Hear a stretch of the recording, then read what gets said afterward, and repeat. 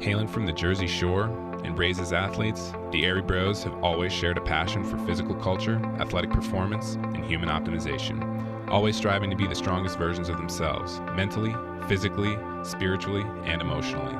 Along the way, they've met some pretty amazing humans and have had some pretty epic adventures. The intention of Airey Bros Radio is to showcase these amazing people and the impact that they've had on them, and to share tips, tricks, and hacks so that you can win each day, every day. You're listening to Airey Bros Radio. Be there or be square, because it's all killer, no filler. What's up, y'all? This is Airey Bros Radio, and this is episode 81 with Charlie Robinson. You ready, Prince? Buckle up, bitches. We're going on a wild ride. Yo, you may know Charlie from The Octopus of Global Control, his first book.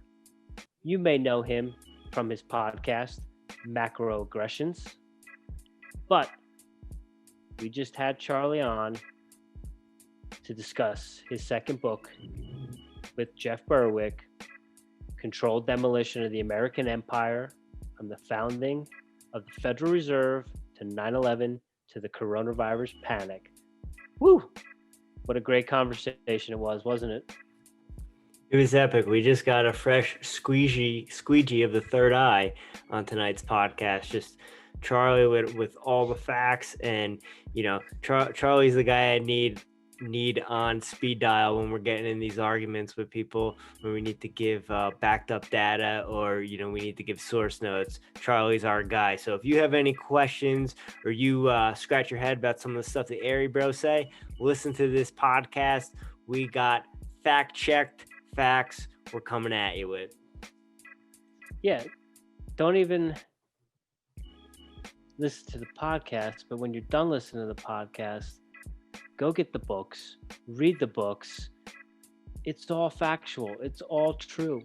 What Charlie's talking about is stuff that actually happened.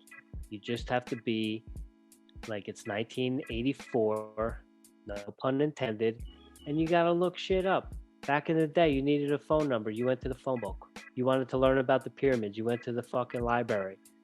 Nowadays, you just turn on the black box and expect that the truth's going to come out of it and not care whether or not. Charlie brings the heat, and he also does it with a bit of a comedic flair, so it's good to get a little anxious but then also laugh it out. And yeah, I mean, it's just great to talk to Charlie and get his perspective. And like I said, yeah, at one moment he's scaring the shit out of you and you think you're not going to be able to sleep at night, and then 5 minutes later you're laughing. So great podcast, great human being. He's doing God's work. And yeah, please click on the links in the show notes, check out his podcast, Macroaggressions, and go get his books. I'm about 35 pages into the new book, and it's good, it's gold, and it's a quick, fast read. You're just going to be taking a lot of notes, writing a lot of stuff down. Power of the podcast, baby. Number 2 for Charlie. Who would have thought we'd be talking to Charlie Robinson, a fellow Colorado guy? So yeah, epic listen. You guys are going to enjoy this one. And as always, make sure you rate, review, subscribe. And if you like it, tell a friend, share it. When everyone does better, everyone does better. Whatever Richie Rich says, I think I might have messed that up. Sit back, relax, and enjoy this episode of Airey Bros Radio. Man, this guy steals all my taglines. It's all right. You know what It's I'm not even saying? yours. It's all good. It's all good. And the other thing, check out the links in the show notes. Go support our sponsors. Go give them a little love. Go give our guests some love. And yeah, like Jimmy said, rate, review, subscribe, do all that shit. Tell your friends, hide your kids, hide your wife, whatever. It's the end of the world. Who really gives a fuck? Much love. Namaste from the boys of 1512. What's going on, everybody? Yo, brother Charlie. How are you? How are you, sir? Doing all right. Yeah. I mean, as good as you can be doing in 2020, but right. Some wild shit. I mean, it's just been the craziest. But you know, and then we've got an election coming up. I mean, it's just kind of a perfect storm of insanity. Some might even call it the dark winter. They might. That's right. I wonder where they got that term from. Sounds like a DC I movie. was trying to explain that to my mom. She's like, what does that mean? I was like, you know who Whitney Webb is? She's like, yeah. I'm like, you need to go read her stuff. She'll explain it. And she's like, okay. So I'm sending her all these links. I'm like, they didn't just choose that term, dark winter. You know, they didn't just pull that out of their asses. Biden might have. Biden might have. He might have been thinking about something else. Dark chocolate. How are you guys been?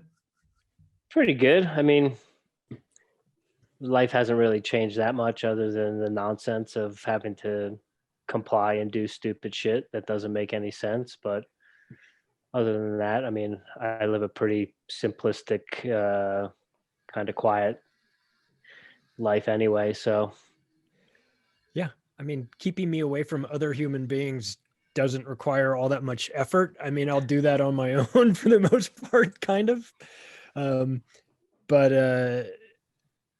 I'm fine with it. You know, it's not a big deal to me. But the problem is I'm seeing all the kids. I think it's having psychological effects on lots of kids. And you guys are in the, you know, in the college industry too. I mean, I consider that to be kid adjacent, you know, I mean, they're not little kids, but I think, you know, to deprive them of social interaction and all that, how do you quantify the effects of that? It's catastrophic.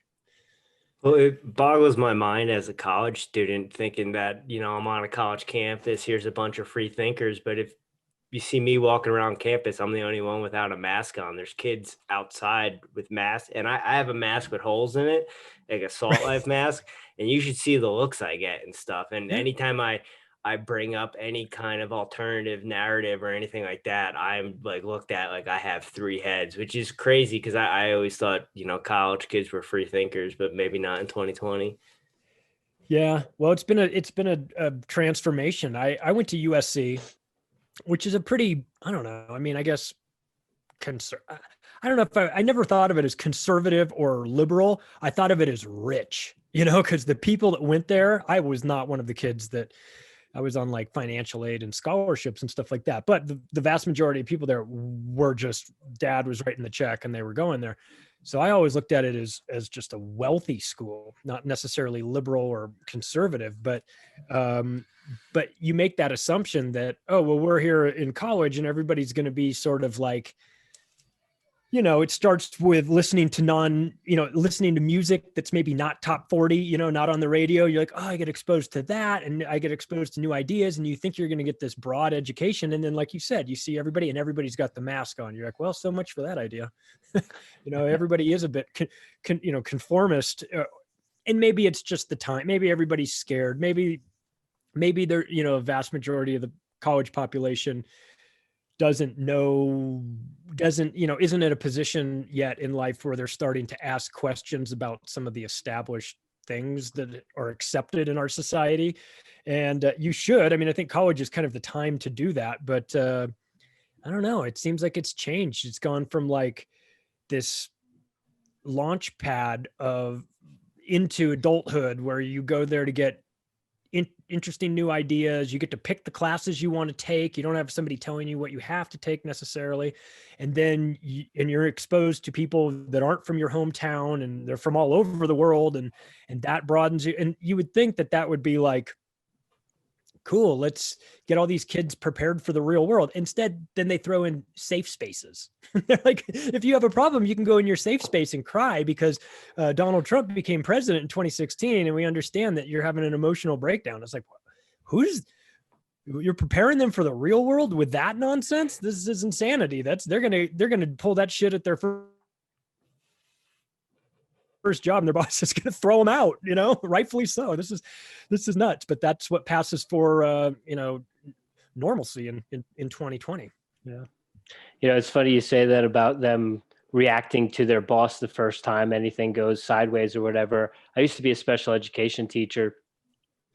We had an individual who was working, we did like a school to work program or whatever, and he was just showing up late, not doing what he needed to do to be a good employee. And his boss fired him. Mhm. And he said to his boss, "You can't fire me. I have an IEP."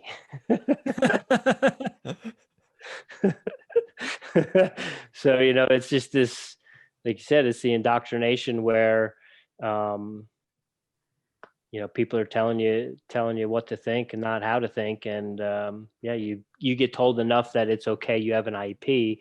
Eventually you're going to take that out into the real world. And when you have a real problem, that's going to be that's going to be your first go-to line. Yeah.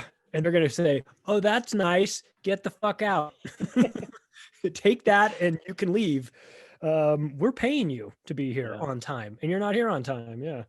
Yeah. It's a weird situation. I don't think you're not doing these kids and you're not doing anybody any good by coddling them in an unnatural way and then calling that preparation for the real world. Who knows though? I mean, honestly, but by the time, the in college generation now becomes, is in their mid 40s and running, industries and everything, maybe that they will shift the world so much that everything that they were taught in college does prepare them for this new weird world out there where you can get deplatformed for having wrong think, or you can, God forbid you support the wrong presidential candidate. People can't even talk to you, or if you go to the doctor and you have COVID and you ask the doctor, what's the best treatment for it? The doctor shouldn't ask you, what is your political affiliation first? But they do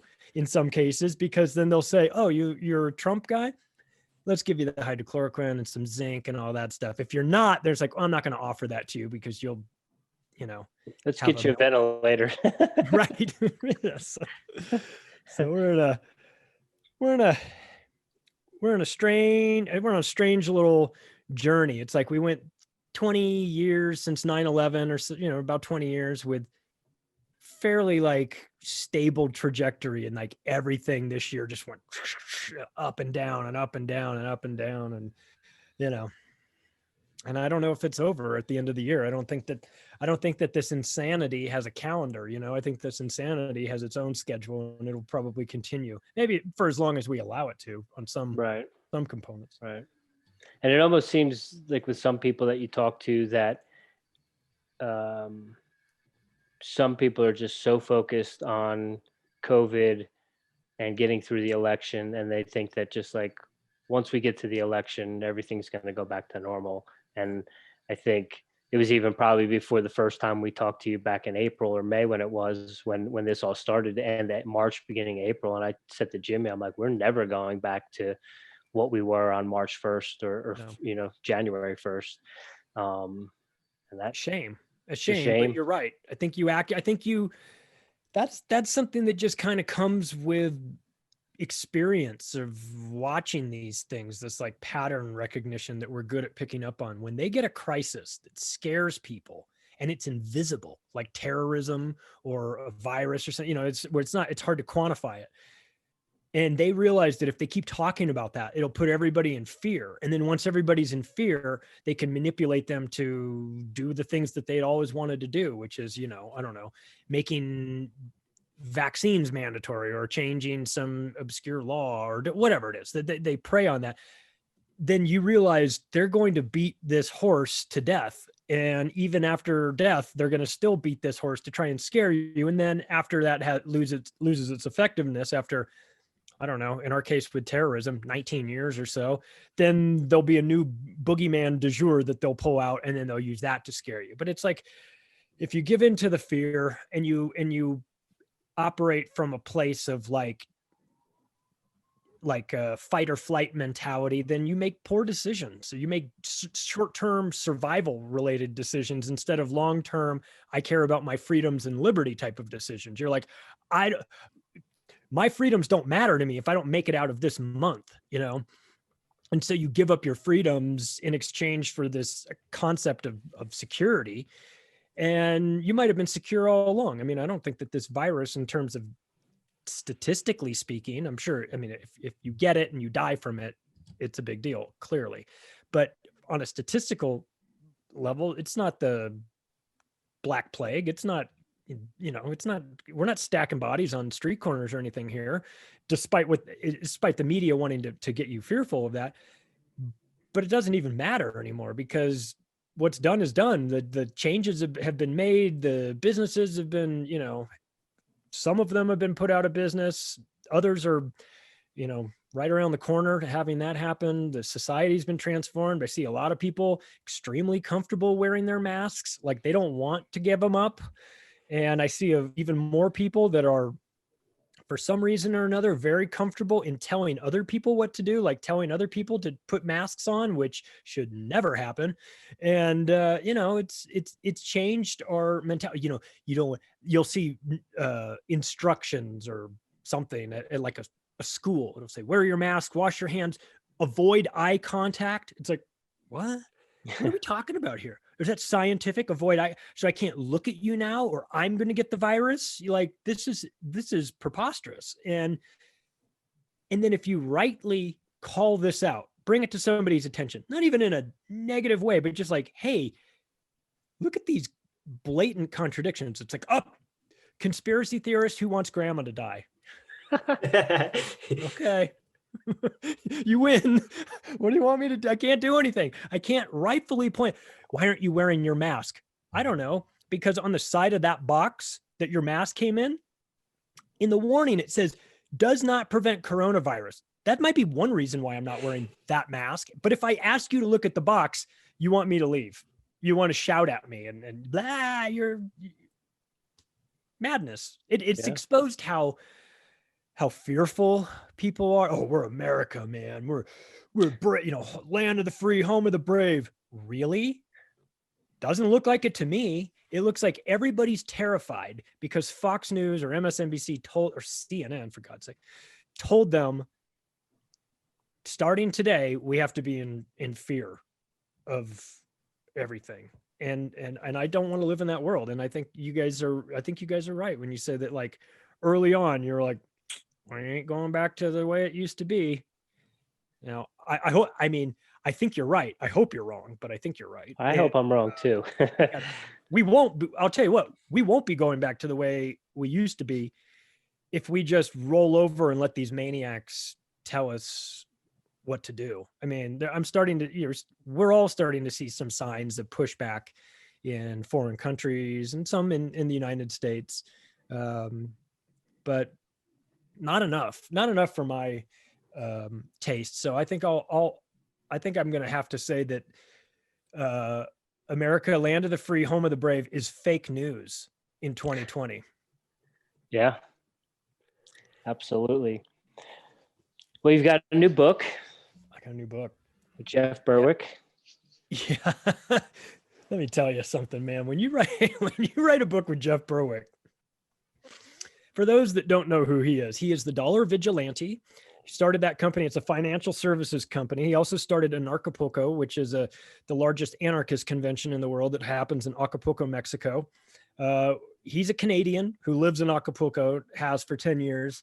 He's he built his own business. He's running a multi-million-dollar business that deals with finances and dollar related issues and cryptocurrencies and things like that. And he gets told by, people that are critical of him, well, if you like anarchy so much, why don't you go to Somalia? So he did.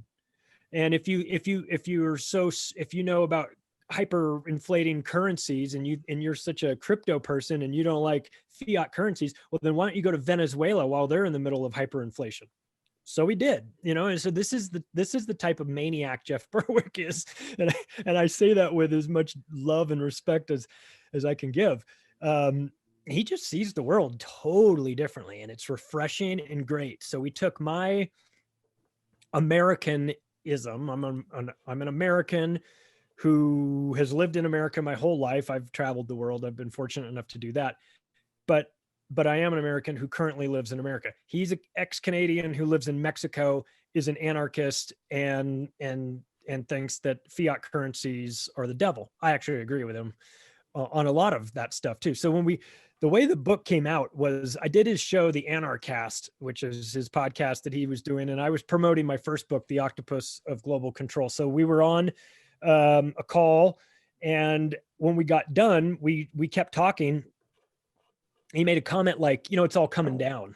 And I was like what? And he's like, like everything, this whole, the currencies and the illusion of government stability and all, it's all coming down. And it stuck with me. I was like, you're right. And it's like empires follow this really predictable cycle. They go through like 8 stages, and you go and look at those eight stages when you get to the 8th one, you're like, oh shit, we're there. I mean, undeniably we're there. And he said to me, hey, we should write a book about this stuff. And so I said, I thought about it, and I said, let's do it. So I went to Costa Rica, June of 2018, pretty much right a little bit after this conversation. And I started building out the framework of it. And when he said it's all coming down, I thought, what would be a great metaphor for this would be the taking down of a high-rise building, the way you would do a controlled demolition of a hotel, like in Vegas, where I lived for 10 years, or like a 47-story steel and glass framed high-rise building in Lower Manhattan on the late afternoon of September 11th. I wrote out the framework of the 8 different chapters, and they go like this. So it starts with a rotting foundation. It goes to the pre-weakening of the building. I'll explain all this in a second. Identifying the support columns, rigging the detonators, who wired the building, ringing the alarm bells, pushing down the plunger, and then clearing the debris. And then within each of these, we kind of went into details like, okay, what is that? So when you're talking about built on a rotten foundation, well, our premise is that the American empire is slated for destruction by the maniacs that are trying to create a one world government. They call themselves the New World Order. I know people roll their eyes when they hear that, but that's not our term for them. It's their term for themselves. And they've talked about this openly. They write about it in their books. George H.W. Bush talked about the New World Order over 200 times in his 4 years in office when he was on camera. I mean, they're obsessed with it. The Queen talks about it. The Pope talks about it. Tony Blair talks about it. John Kerry. The Lori Lightfoot, the mayor of Chicago, said we have to pledge to the New World Order. I mean, this is what they're talking about. So our premise is that to create a one world government, you've got to get rid of superpowers. They got rid of the Soviet Union 3 decades ago, much in the same way that America is being worked on, and that is they dragged them into endless wars, Afghanistan in particular, for 10 years. We've been in there twice as long. They manipulated their currency.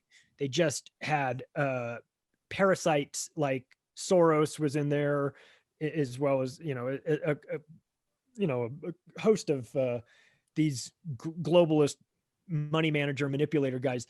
Really did a number on the Soviet Union. It was obviously more corrupt. It was on that eighth cycle, 8th stage of the cycle as well. And what happened was the Soviet Union broke apart, but Russia remains. And we feel like the same will happen with the American empire. The American empire will fall apart, but the United States will stay. I mean, they'll prioritize that. But where the Soviet Union lost Lithuania and Czechoslovakia and Yugoslavia and all these countries that were under their control, they lost their influence over those. They prioritized the health of Russia over those, like a hiker that gets stuck up on Everest, and their body prioritizes where the blood goes. Your toes will fall off, your fingers will fall off, but it'll keep your brain and your heart and your lungs going. That's how it was with the Soviet Union. They lost their extremities, but they kept Mother Russia.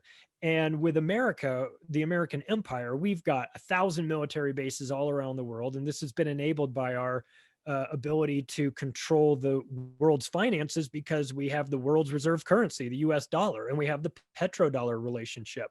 And we use that carrot and stick, give money and foreign aid to certain countries to make them do what we want them to do, or risk getting invaded. So that act is really old around the globe. They are, the countries are tired of this. They're tired of our behavior, rightfully so. And the stage is being set for America to be hollowed out.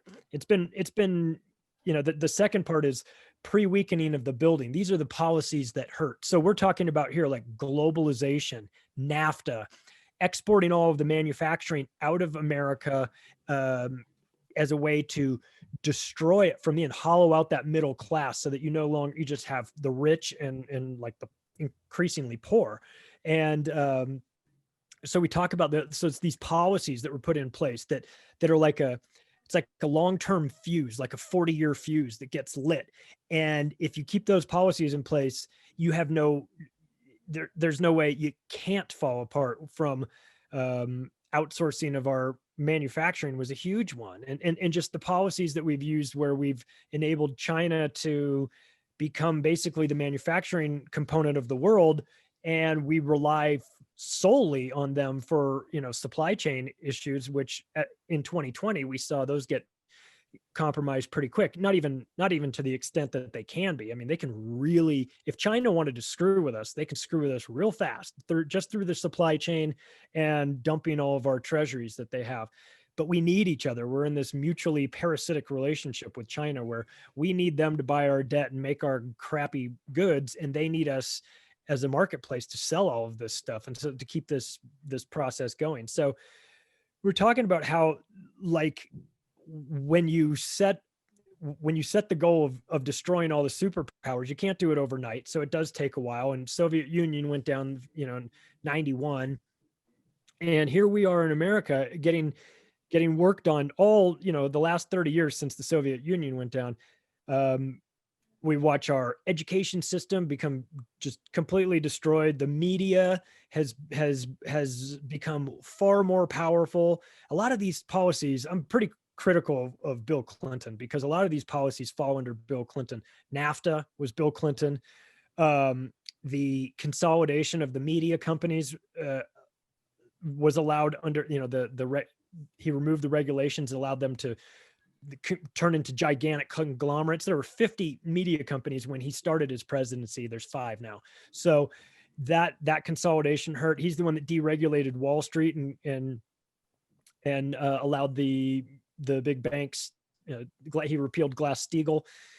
He instituted the 1033 program, which militarized the police. He wrote the omnibus crime bill, which put a disproportionate percentage of the Black community in prisons on extended sentences for crack cocaine versus powdered cocaine.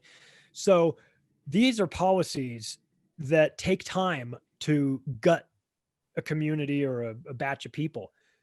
But when you give it enough time, it does a really good job. And Bill Clinton was instrumental in doing a lot of that. And so now here we are, we're in a situation where our education system in like the public schools, I mean, George Carlin talked about this. He said, Head Start, no child left behind. Somebody's fucking up, right? I mean, it used to be, so there's problems there. Common Core has been introduced as a way to fix the school system, but it's financed by Bill Gates. So how fixed is it going to get? So there are some problems that we have that aren't accidental. I mean, there are some problems that, there's some things that America has done that has put it in a bad light, and put it in a bad spot financially, like starting wars and things like that. But these political policies that get passed and made, and then they have the signing where the president's signing and all the people are standing behind him and he signs each letter with a different pen and they do all that ceremony. That's the globalist crew putting in a brand new policy designed to fuck you and me over long term. Sometimes it's quick. Most of the time it's a long term, like just slowly bleeding you. And once you get this country to no longer be as dominant as it once was, then you can break it apart. And that's what these guys do. They break apart empires. They break apart apart superpowers so that there will be nobody to challenge them. They do it in other countries. We do it in other countries. We go in and, you know, start wars in Yugoslavia and then break them up into several parts so that each part is too weak to do anything about it if they all came together. So this balkanization concept, and it's going to be happening to us. And the things that we've done overseas, the things that the CIA has done in manipulating elections and using propaganda in elections against foreign countries and trying to do all that stuff, we are now witnessing that. It has been turned against us through policies like the Smith Modernization Act of 2012 that Obama passed, which legalized propaganda inside the United States to be used by the media on the American public. They legalized it. They changed it to make it legal to do that. And these are the types of things that you do when you are trying to destabilize a country. They're tactics that we've used all over the world. We've used it on all these countries. If we can't get their president to do what we want them to do, then we send in a regime change operation to get rid of that guy. And if that doesn't work, then we destabilize their currency. And then if that doesn't work, we destabilize them through civil unrest. Shit, we've got all these things going on right now in America.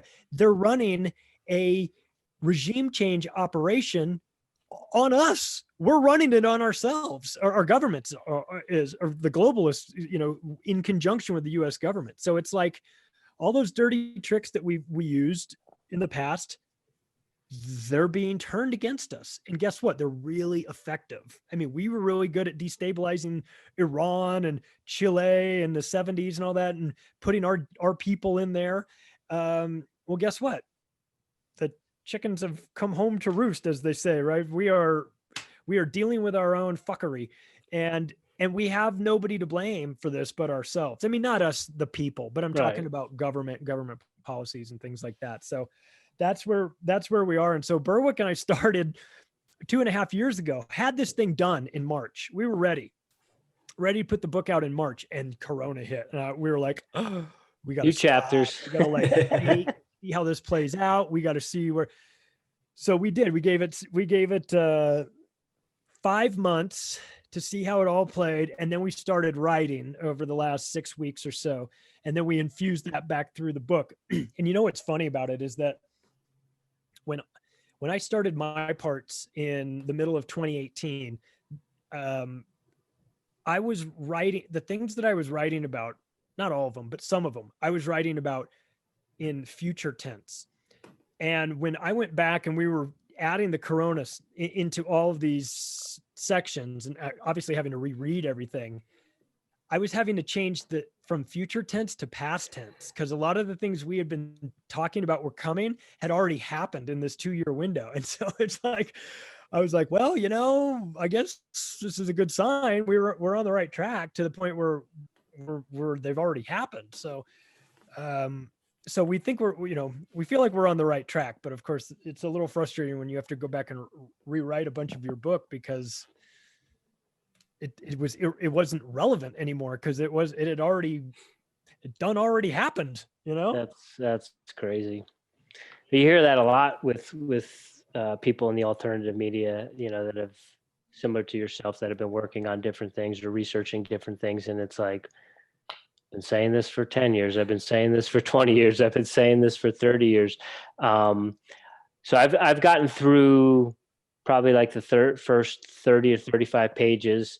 And I had some specific questions for you that I think can possibly tie into some other stuff that you got in the book. These were things I had thought of before I got the book. And so the one thing is, you know, I think the majority of people now, you know, the people we talk to, a good majority of the people can get on board with the fact that there was like some fuckery with 9/11. JFK, I think now is one of those things everyone probably believes, even maybe the moon landing. But then once you start getting away from that, that's when you get into people start looking at you weird or calling you a crazy conspiracy theorist. And so I'm a lifelong runner, competitive runner. I'm still a competitive runner. Most of my running friends think I'm absolutely out of my mind.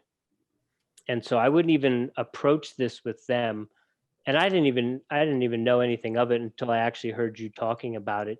But could you give us a little insight into the false flag of the Boston Marathon bombing? Oh yeah. Yeah, so keep in mind, Smith Modernization Act of 2012 was actually passed the real early part of 2013. Boston Marathon happened 2013. A lot of this stuff started happening after that. The Boston Marathon situation was it was so there's okay. Let's define a couple of the terms. False flag. False flag means an event that was conducted by one group but made it to look like another group did it. So I'm going to raise my flag in my pirate ship that shows the British flag when I get close to that British ship, because that'll allow me to get close to it, and then I'm going to attack them, and really I'm going to put my pirate flag up. So there's false flag, and then there's drills, and there's nothing inherently nefarious about a drill. You're a runner, you go running you practice, you go running. You're drilling, you're doing that. You're practicing an event so that when the real thing happens, you're better prepared. Nothing wrong with that. The problem is when you have a drill that is not real. Two things can happen. Either it can be a drill that's not real and it stays not real, and they try to pass that off as actually happening, or there's a drill that is not real and then all of a sudden it goes live, and the exact scenario that they're planning for in this drill actually happens. So in one version, nothing happens. It's a drill and it stays a drill, but they pretend like something happened. And the other one, they're running a simulation, running a drill, and then it actually goes live. An example of that is the 7/7 bombing. They were running a drill in London on July 7th, 2005, that was simulating an explosion at a train station, a train station and a bus. And while they were running this simulation, with 1,000 people involved in running the simulation, admitted to by Peter Power, the guy who owns the company that was running the simulation, and gave these multiple interviews on BBC radio and TV. He said, we were running a simulation, simulating bomb attacks in a train station and on a bus. And while we were running that simulation, the exact thing happened at that train station, on that bus. And we had to switch from training to real world. That is a statistical impossibility. I mean, it's not possible. That's 7/7 bombing. The Boston Marathon they were running a drill simulating an explosion at the end of the Boston Marathon. Then they did a pyrotechnic display, an explosion, and then they had people rolling around that were, covered in blood, and there was broken glass everywhere. That was a drill that stayed a drill and was passed off as being a real event. Nobody died at the Boston bombing. Nobody got their legs blown off. Nobody got their arms blown off. It was a simulation. How do I know this? Well, a couple reasons. First of all, the Boston Globe tweeted out twice in 1 minute, there is going to be a drill at 600 North Boylston Street. I think that was the name of it. And right in front of the library. That's the ending of the Boston Marathon. That's the finish line. Then they put out another tweet right away saying the same thing, almost the same thing. Everyone be aware there's going to be a drill simulating a bomb event at this address there. And then it happens exactly the way it was supposed to happen. You've got a cross-country coach that I quoted in my Octopus book, who says he was there in the athletes' village, and they were broadcasting loud over loudspeakers that there was going to be a drill simulating a bomb. And then they saw bomb sniffing dogs there. They saw all these guys that were dressed in, in some sort of like military type fatigues there as well. And they just said, okay, fine. I guess that's gonna, I guess we're having a bomb. And then they're interviewing him after the explosion, and the guy's saying, I don't know what to tell you, because we're in the athletes village and they're telling us there's going to be a drill simulating a bomb. And then we get to the finish line after the race, and there's this, and now everyone says there's going to be a bomb, that a bomb went off. And what I'm trying to say is they told us there was going to be a simulation.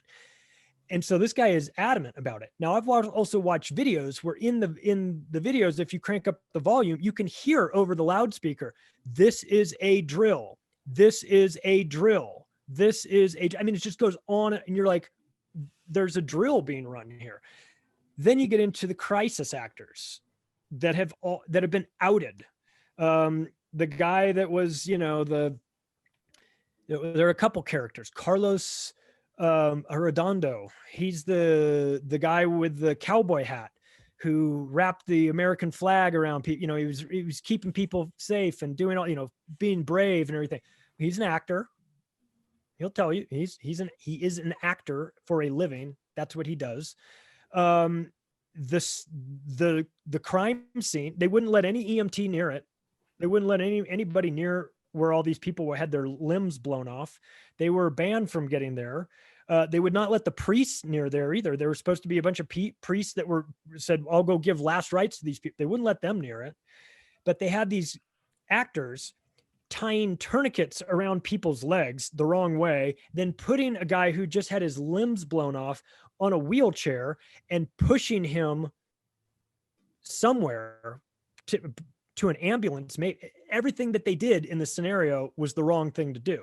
It just went on and on and on. And you watch the videos and they say, well, the crime scene, the police in Boston said, if you were at the bombing, or if you were at the bombing at the marathon and you have photos of people with black backpacks on, please send them to us. That's they asked for, because the bomb was put in a black backpack that went off and everything. They had to ask the public to stop sending them photos of this, because they had so many pictures of the Kraft International guys that were wearing tan khakis and black and the black shirts and the work boots and all that with black backpacks on. They all had black backpacks on. There's a picture of the Tsarnaev brothers, the ones that are alleged to have done it. They have a backpack on too. It's gray. It's not black. The picture of the backpack that blew up with the bomb in it is black. It's the same backpack that the Kraft International guys had on. There's pictures of a Kraft International guy with the backpack on, and then there is a picture of him after the explosion without a backpack on, running. So that guy doesn't have his backpack on, which is black. The guys that you said are the bombers, they still have their backpack with them, and it's gray.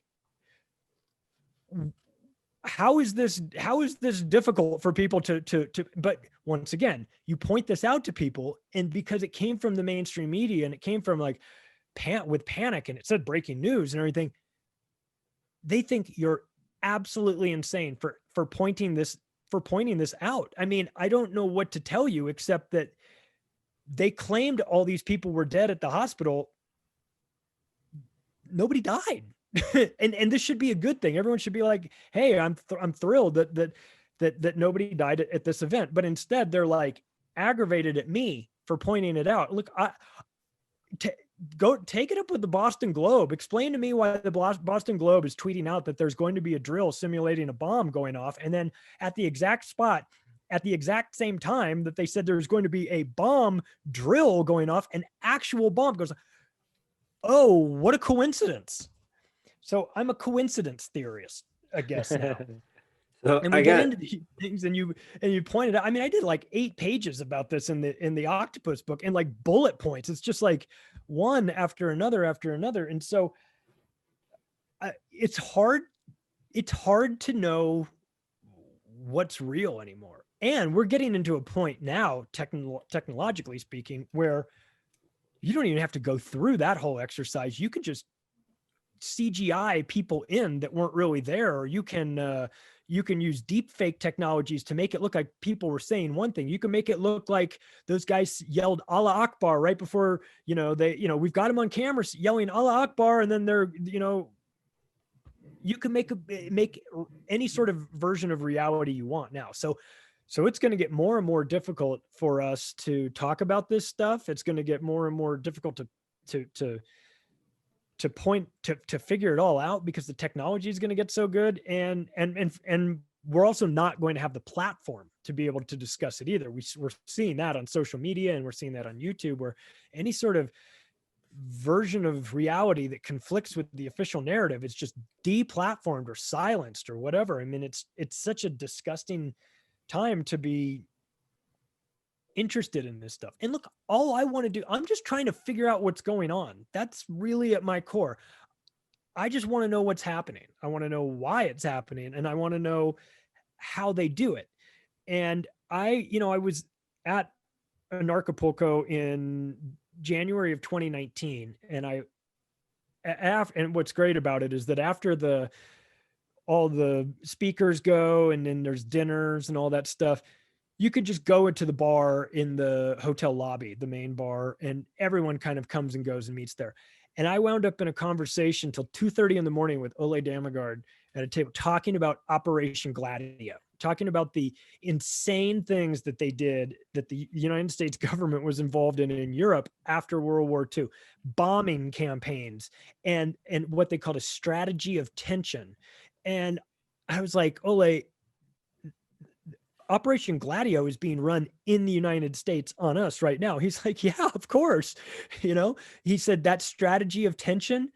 First of all, what kind of an asshole do you have to be to come up with a concept of a strategy of tension, where it's just constant bombings and constant, murders and abducting nuns, and, like they did that in El Salvador. They go behead all these nuns and everything. You're like, oh my God.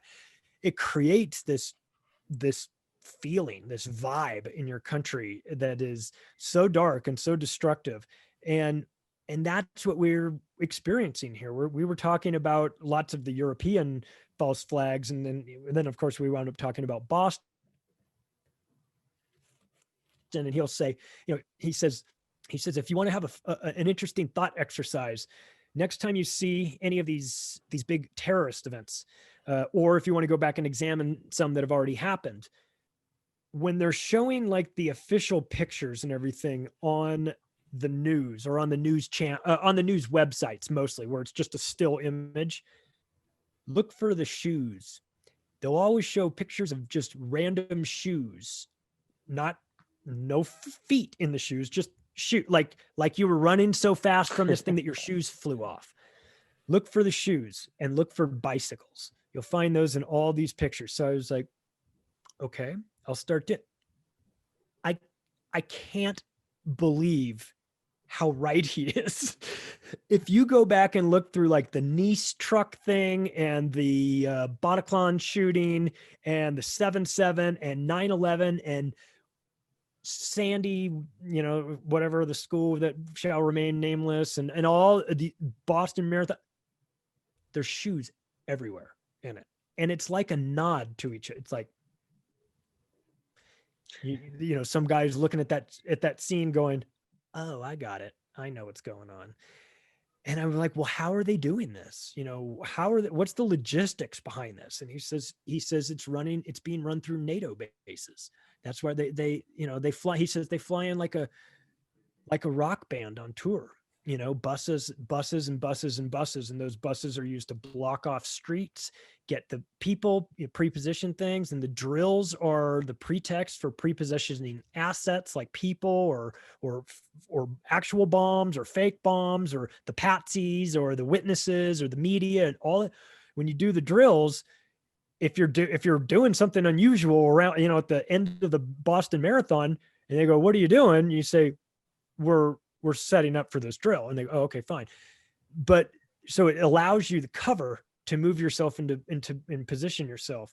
And that was something that I was, just talking to him gave me a different perspective on how all this stuff runs. And one of the biggest, one of the most important aspects in order to pull off these drills scenarios is that they count on us having it never cross our minds that this whole thing could be fake. like they prey on our incredulity. Like we would fake, get out of here with that. It's fake. It's like, how much stagecraft do you see on a daily basis on television? Everything's fake on television. In the movies, it's fake. Your commercials are fake. Those people aren't really eating that food. They've done 70 takes of this guy eating a piece of pizza. It's, you know what I mean? Like, it's all fake. But you think the media, you think the nightly news is real? The nightly news is as fake as everything else too. So it's like, once you allow yourself the possibility to kind of think about these things, like, well, God, I guess it could all be fake. You know, it never crossed my mind. I just assumed it was real because I saw it on the nightly news. But like, as an example of that, and this is a minor example, but it's an example nonetheless. Like when the toilet paper shortage was kicking off in, like, say, March of this year, the media, I saw this great picture. It was a picture of the setup that the media is in a grocery store, and they've got their camera set up on a tripod and it's shooting down at an angle one of the aisles in the grocery store, and everything there is gone. It's like there's nothing left. The whole aisle is cleared out. But the picture that I was looking at was the picture of a guy standing way behind where the camera setup was. And his picture showed that all of the food from those aisles had just been moved behind the camera. And they'd set up a shot to make it look like the store was totally empty. And all the stuff was literally right behind the camera. And it's like, that's just a kind of nothing thing, you know, but or it's a reminder of the fuckery that the media does. Or like that clip that you guys have probably seen of, like, the weatherman who's like blowing over and like, cause of the hurricane. And then there's two dudes in the background in shorts that are walking by that are totally fine. You know, it's like, that's what they do. They create like a skewed version of reality. And when you've got events like this, the next logical question is, well, why would they do that? Why would they do the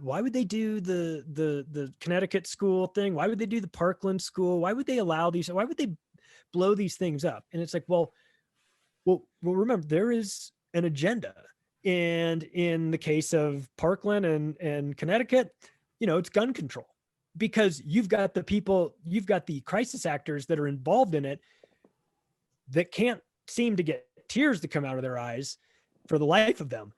But they always remember to say, we need gun control. They always remember to say that. If it wasn't for these guns, we wouldn't have this situation. I wouldn't have lost my kid. Steve. I wouldn't have lost Steve if it wasn't for these guns. You know what I mean? And so Boston bombing more than anything was a dress rehearsal on locking down a city, Watertown, which they did. It was also part of that strategy of tension. Muslims are everywhere. They might blow you up with a pressure cooker. Even, you know, we get you out in public events like that, you always have to be fearful.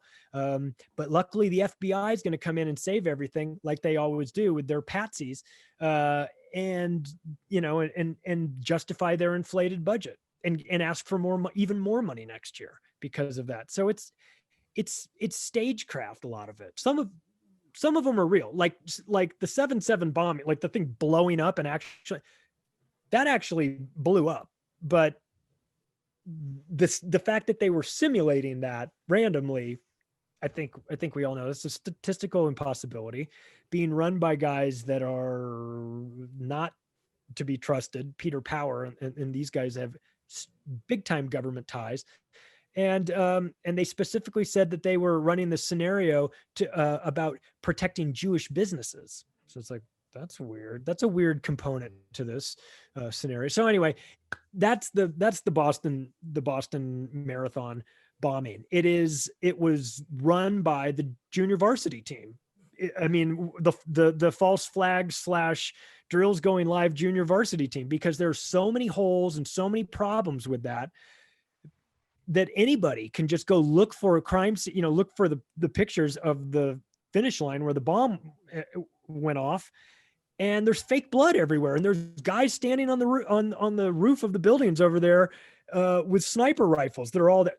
That's not normal. That's not normal for these events. Maybe the Super Bowl, but not the Boston. I mean, 30 of them? You've got 30 snipers up on the roof. Why? Why are all these private security mercenary guys? And for the record, Kraft International, the company I was saying was there with all these private mercenary guys. That's the company that Chris Kyle started, the American sniper guy. That was his, and their motto is, despite what your mother tells you, sometimes violence does solve problems. That's their That's motto. what our dad used to tell us. Yeah.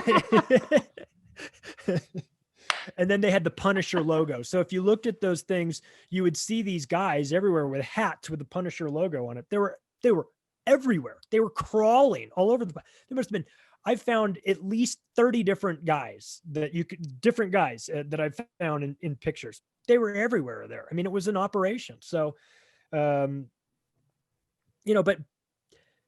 but 99.9% of the people in this country know everything they know about that event from the media, from the mainstream media. And if that's where you got your version of the event, of course you think it's real. You would have no reason not to. They're not going to tell you. It's not until you dig into it a little bit, and nobody's really digging into that. And it's, I mean, nobody thinks to dig into that except us nutty conspiracy people. But part of the reason why we do that is because over the years, we've gotten better at pattern recognition. We recognize the signs of these events. We recognize things happening before, like things that like events happening that you recognize over and over again. As an example, San Bernardino shooting.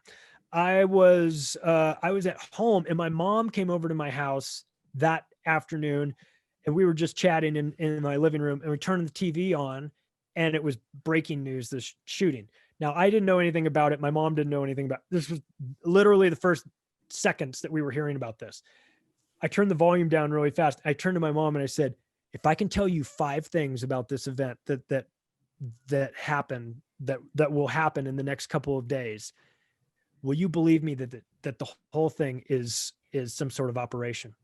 She was like, go for it. Sure. What do you, like what? I said, the people that are responsible for this, they'll be Muslims. They'll be made to be Muslims. They will leave a suicide note where they blame foreign wars. They will be murdered during some sort of hunt for them. They'll get killed. They will leave their, the media will contaminate the crime scene. And, the last one was that there will be reports early on of white guys in military fatigues that actually did the shooting.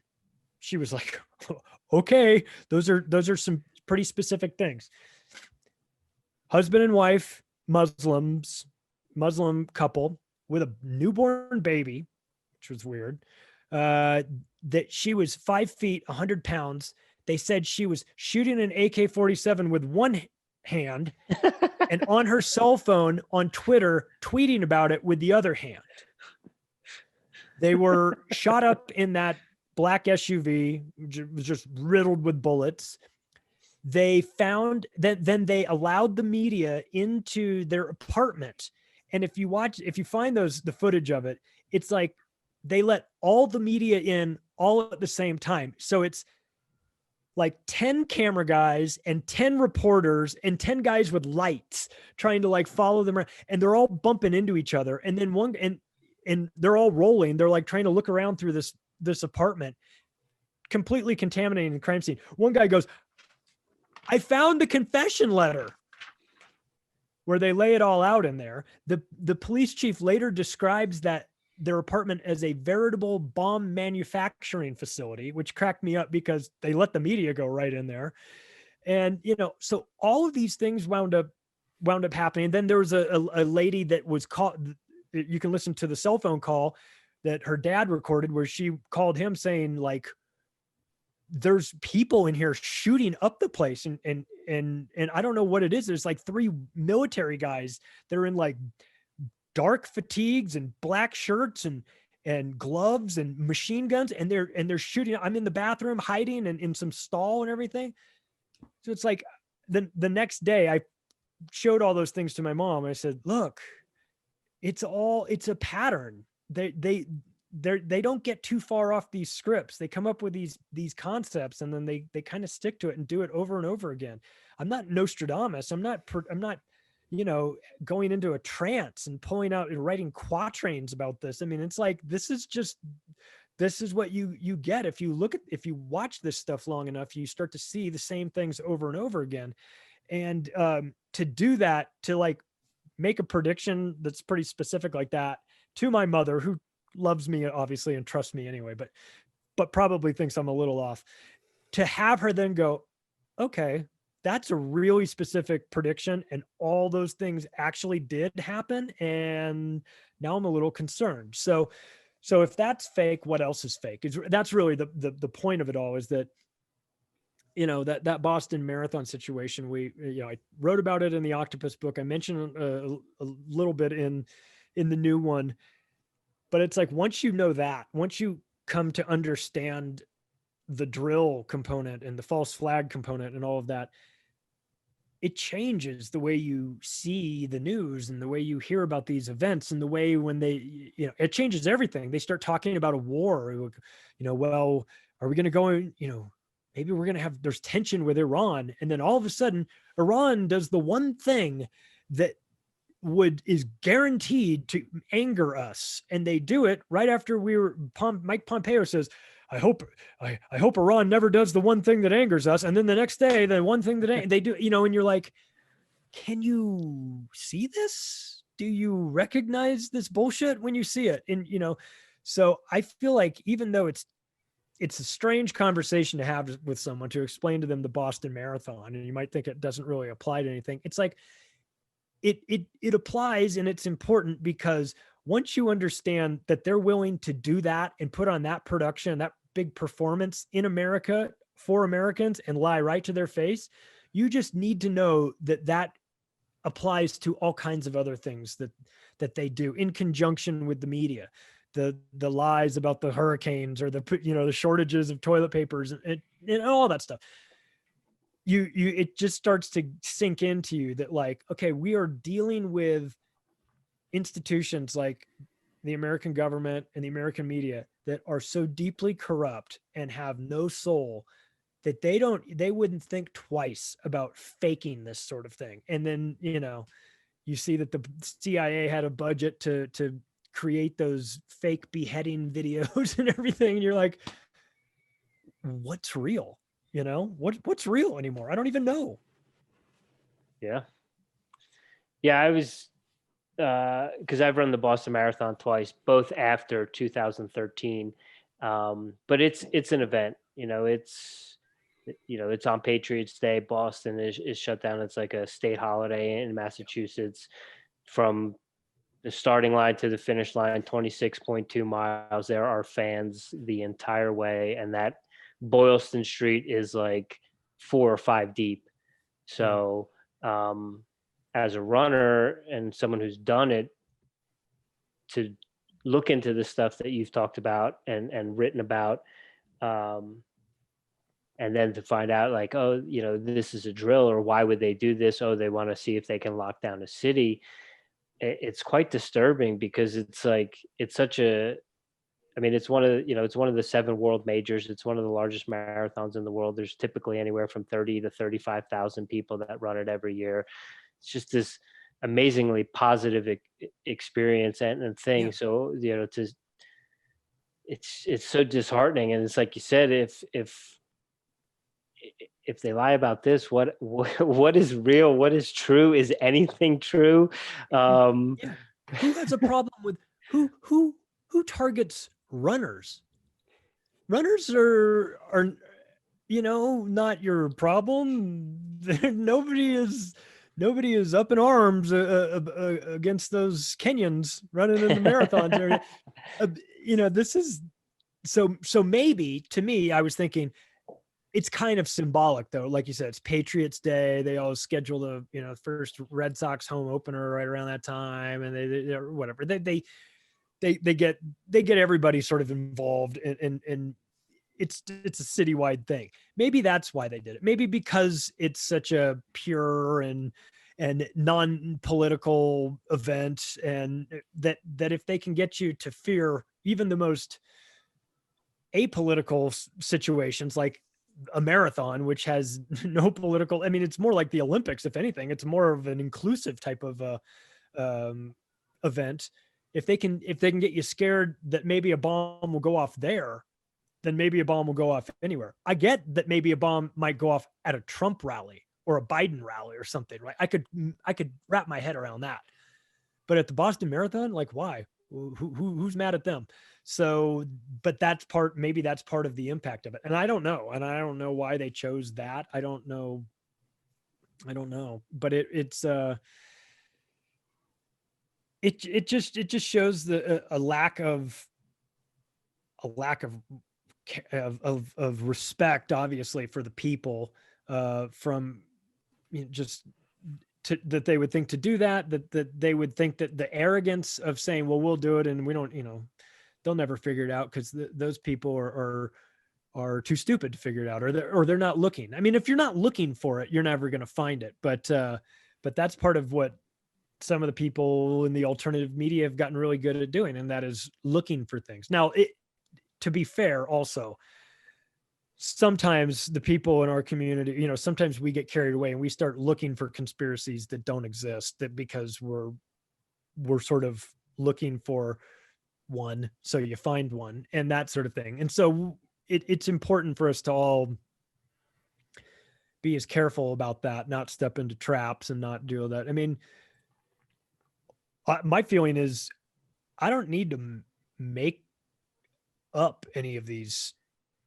I don't need to go make up a new conspiracy. We got plenty of existing ones to deal with already. You know what I mean? When the people say you're a conspiracy theorist, and I would say I'm a conspiracy analyst. It's not theoretical that they exist. These things are actually happening. I'm just analyzing the conspiracies that are happening. And really, frankly, it's two or more people working together in secret to commit a crime. I mean, I would assume that happens 100 times a day before breakfast on Washington, D.C., in Capitol Hill.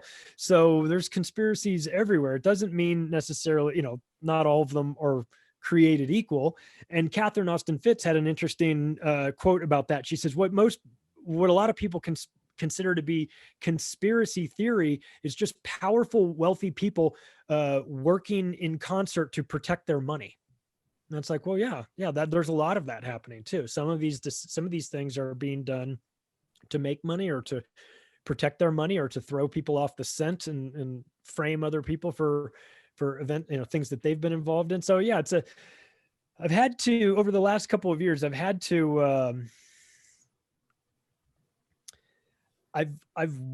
watched the news so much differently than I used to years ago. I start my default setting now is switched to, I don't believe any of it until it's proven otherwise, as opposed to like our parents' generation, where they were like, oh, I like Dan Rather, I like Tom Brokaw, I like these people, they seem nice, like he seems like a nice guy, I like his brand of giving me the news, so I'll listen to that, and I'll believe him, I'll believe the news because I believe him. And also the subset of that is, if you're talking about something controversial, like let's say vaccines, and like you talk about to someone in our parents' generation, they think, well, if there was really something to this vaccine danger thing, surely I would have heard about it from Tom Brokaw on my nightly news. And since I haven't heard about it from him, and this would be a huge story, there must not be anything to it, because he would never steer me wrong. He would always explain what's going on. And this is such a huge deal that you're telling me about, that it would have to be national news. And since it's not national news, it can't be real. That's a problem too. So it's like, we've got this, we've got the outright lies that the media tells us, and then we've got the lies by omission, and then we've got the lies where we assume that we would hear about it, but we don't, because we think we're getting all the relevant information, which is of course not the case. So I've had to watch the news. I've had to, see the world much differently now. And I'll tell you, I'm a bit conflicted, because there is some bliss in the blue pill. You know what I mean? Before all this stuff existed. I mean, it is it is tempting. I think that's why they wrote that scene into the movie where Cypher's eating the steak, and and because everybody would have that thought of like, it would be a whole lot easier if I didn't know this. But I get off of that really quick and think, no. It's best to know what's really going on and not lie to myself, because if I do that, then at least there's a chance we can change things. If I'm in denial that we even have problems, then nothing will get changed. So that's actually kind of the one of the other points of the book. Actually, one of the reasons why Jeff and I wrote this book, because as we started talking about this, and that he had never written a book before. I wrote one that was 540 pages. I know what a commitment it is. So I know that if you're going to start it, it's going to be all encompassing. And it was for me for a long time. That's all I was doing, was focusing on that. But so I know what to expect. And my feeling was, we kind of have an obligation to write this, Jeff. If you and I are seeing this and we see what's coming our way, and we can back it up, and we understand who's behind this, what they want, and what they're doing to us currently, and what they may do to us in the future. If we have this information, we can back it up, and we do nothing with it, well, then that's pretty shitty of us. So we kind of also felt like we want to write it for sure. At its core, we want to write it. But then it was like, and we have to write it because it's our duty to get this out of there. And then I explained it to him. I explained my feeling on the book to Jeff like this. I said, you remember December 26th of 2004, the Banda Aceh tsunami in Indonesia and in Bali and Thailand. There were people like that morning, before anything had happened, there were people that went down to the beach because there were a ton of tourists there, obviously. And the water was gone. It had receded all the way out. And so these people were wandering out there. They're like, this is crazy. There's starfish here. And there's, we're seeing the ocean floor that we never see. It isn't as crazy, and taking pictures and, and all that stuff. But there were some people that had experience, that had seen this movie before. They knew something that the rest of these people didn't know. And they knew that when that water goes out, that means that it's building up and it's coming back in a tsunami. And so when some people saw the water receding, they immediately went to higher ground. The animals did. The elephants and all that, they all instinctively went to higher ground. Maybe not all of them, but there was a huge migration. People were like, that's peculiar that all the animals are heading that way as we're going this way. So my feeling to Jeff was, there is a huge tsunami coming, and we are not going to be able to stop this. I'd like to, I wish we could. It's beyond our control. It's too big. But we can sound the alarm. We can get as many people to higher ground as we can, get ourselves, our friends, our family to the proverbial higher ground, meaning acknowledge what's happening, make some decisions based on it, plan ahead, position yourself, get out of some things get out of the US dollar, get yourself into something else, tangible gold, silver, productive farmland, crypto. He's a big crypto guy, acknowledge that for this empire to be destroyed, they're going to have to do some things to the currency. They're going to have to destroy this economy in order to clear everybody out and build back this new version of reality that they want. You're not going to stop that, but you can minimize your exposure to it, and you can also potentially profit from it as well if you wanted to. So we're trying to warn people, first and foremost, not as concerned about the profiting from it, though there are plays that you can use to profit from something like that. My biggest concern is just sounding the alarm that, hey, these things are coming. And if they are coming, then this is what happens as a result of that. When you talk about the US dollar being depegged as the world's reserve currency, which is a very real possibility and one of the triggers that would be catastrophic for us.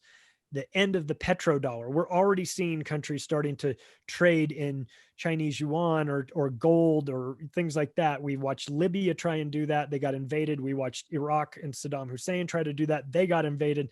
So we'd been very particular about invading countries that get off this petrodollar system. And now we're starting to see more and more countries do it, to a point where it's like the dike with the holes and you don't have enough fingers to put, and eventually everyone goes around your system. That financial hit to the United States will destroy us. And that is something that is just math. It's just the math equation. If A happens, then B happens, and then C happens. You can pencil it all out. So if you know that that's coming, you can get yourself out of the way of getting wiped out. You know, we talk about banking. We talk about central banking in the book, but we also talk about local banking. Here's an interesting thing that most people don't know, but it is 100% true, even though it sounds like 100% bullshit. And that is, when you take your money, cash money, checks, whatever, and you put it in your bank account, that money becomes the property of the bank. You are an unsecured creditor of that money, which means that if the bank manager robs the vault, takes all the money, and blows out of town with his dirty girlfriend to go on the run, the FDIC will step in, make that bank whole, all accounts up to $250,000. Not a big deal. But if you have a systemic problem with the banking system and that money disappears, or you have a systemic problem with the banking system, and then you go to pull your money out in cash, the bank doesn't have to give it to you. It's their money. It's not yours. You're unsecured. You're in like third position on this, behind like their bondholders. I mean, you're fucked. Your money is never coming back to you. So something like that is actionable information that people can use, and they can say, okay, well, with that in mind, maybe I don't want to keep all of my money in this bank in case there's a bank run. The banks will say, there's never going to be a bank run. There's never been a bank run. Your money's fine. It's backed by the federal government, the FDIC. Don't be a conspiracy theorist. Don't worry about it. The FDIC has 2% of that money available. 2%, which means if you have $100 in your bank account, you're going to get $2 out of that, because that's all the FDIC has before they're bankrupt. So the backstop isn't much of a backstop. So these things are all theoretical until you look at Cyprus. Back a couple years ago, there was a bank run in Cyprus, and the Cypriot banks did something that really confused their bank account holders. They were allowed to do what was called a bail-in instead of a bailout. All of the banks in Cyprus went bust all at once, and they had no liquidity. They didn't have enough money in there. So what they did was they took 40% of the money in everybody's bank account and kept it. And it was legal.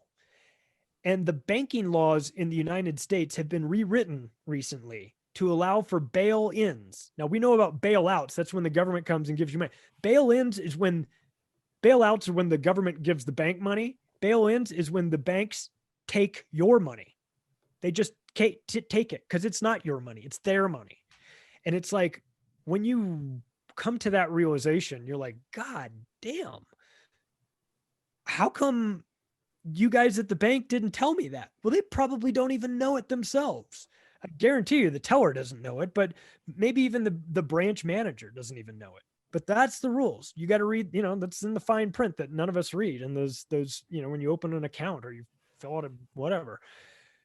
So stuff like that is like, it's dirty, and it's a reality. Like, it's a realistic thing that could happen here. I mean, we've seen now in 2020, run on toilet paper, which is kind of, it's almost like a goof. We've kind of joked about it a couple times tonight. It's like a run on toilet paper is a goof, but like, okay, well, what if there's a run on food? What if there's a bank run?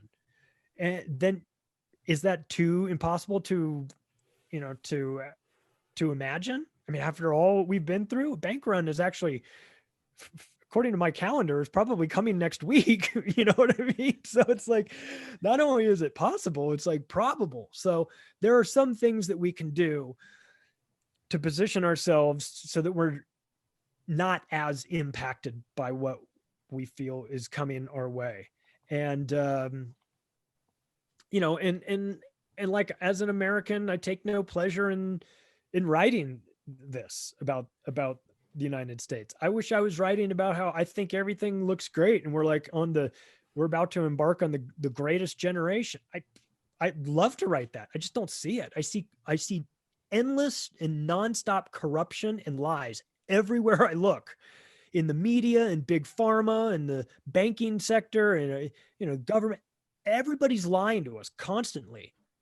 Excuse me if I don't feel optimistic about the direction that we're headed. I mean, like, we can't even have conversations about the guy who's running for president's dirty son who smokes crack. We can't even have conversations about that on social media anymore. Or that the guy running for president is sniffing a little girl's hair in public, right, and no one has a problem with that. And if I bring that up, I'm crazy.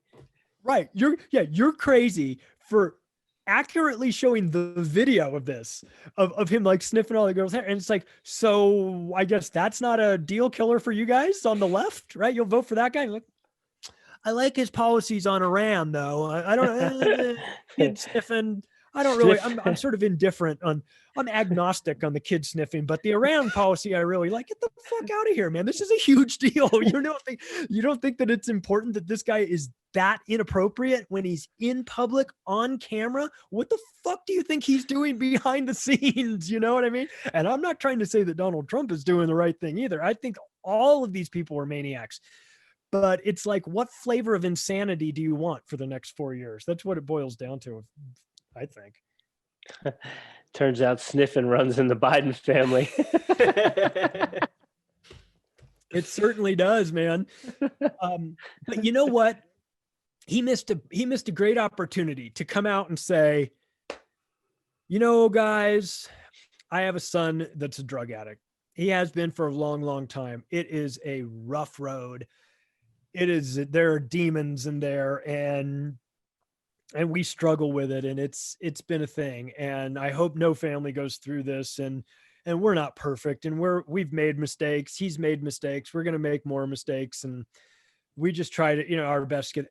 People would be like, oh my God, what a human, like, it'd be like, describe it. We get it. Like, yeah. Okay. I mean, yeah, he's cutting deals and making millions and whatever, but like, to humanize the guy and just go, listen, you guys think, you're criticizing my drug addict son.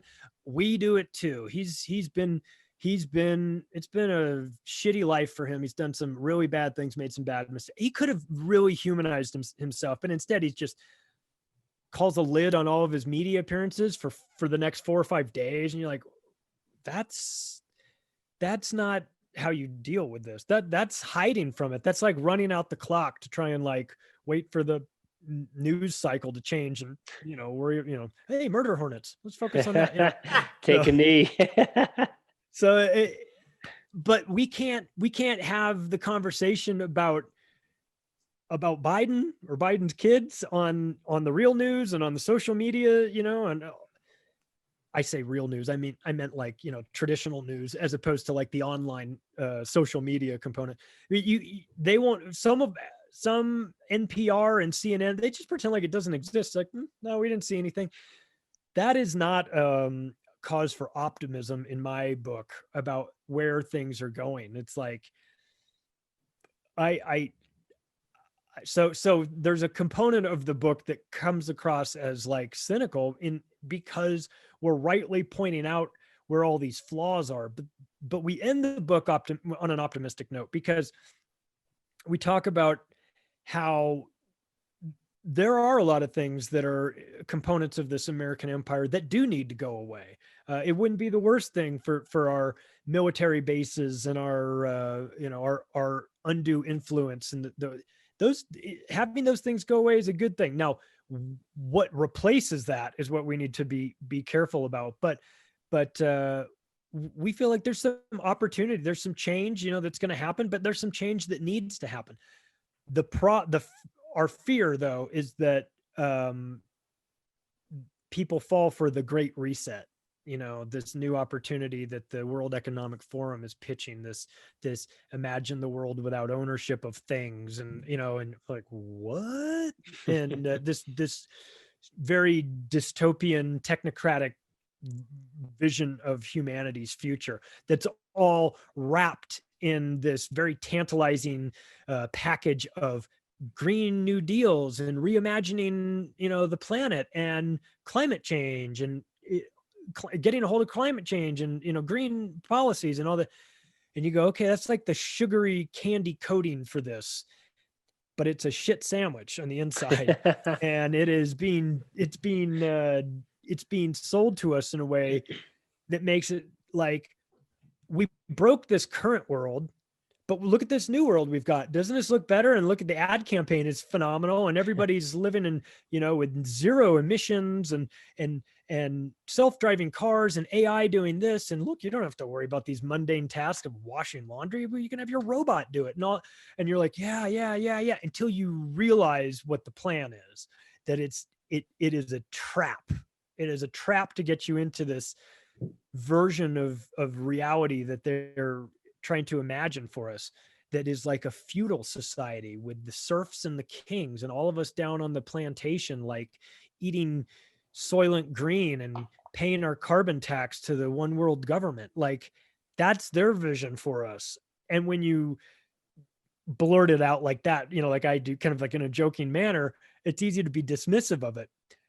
But I mean, I laid out in the book the Club of Rome and their explanation about the creation of the concept of global warming. And they spell it out in their 1971 document called The Limits to Growth. They say that they will invent global warming and use that as the pretext to tax the population, to save the environment and prevent, under the guise of limiting carbon emissions. And they say, we will do this whether real or imagined. And so they're telling you they've already plotted out this carbon tax scam as the funding mechanism for their one world government. They lay it out in 1971 in this. So it's like, when I talk to people about this that know nothing about it, you can tell that they think you're insane. But it's like, I would think I was insane too if I was hearing that for the first time and everything. But it's like, don't take my word for it. Go read their books. Their books talk about this. Their books talk about population control. Their books talk about all this stuff. And the guys that are putting this forward are the World Economic Forum. They're the ones that are driving this new vision of humanity. Well, who was involved in Event 201 that was simulating the coronavirus? Here we go with the simulations again. The World Economic Forum, in conjunction with the Bill and Melinda Gates Foundation and Johns Hopkins and the CIA and the FBI, they were all involved in this gigantic Event 201 in October of 2019, which ran a simulation simulating an outbreak of a coronavirus, which shuts down the world economy over 18 months and kills 65 million people. This is the simulation that they ran. And then miraculously, once again, here's a drill going live that a couple months later, it starts to play out exactly as they role played it. And who's in charge? Who's in charge of our response to this? The same people that simulated it. Problem, reaction, solution. Create the problem, manufacture the reaction. We're all going to die from coronavirus. Offer the solution. Mandatory vaccinations, health checks, screenings, all this shit.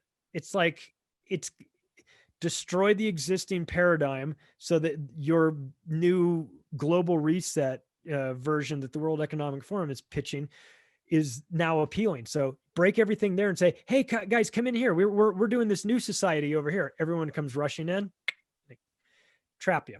That's where we are right now. So it's like, it sucks. Send all those fuckers to Portland. You can have it.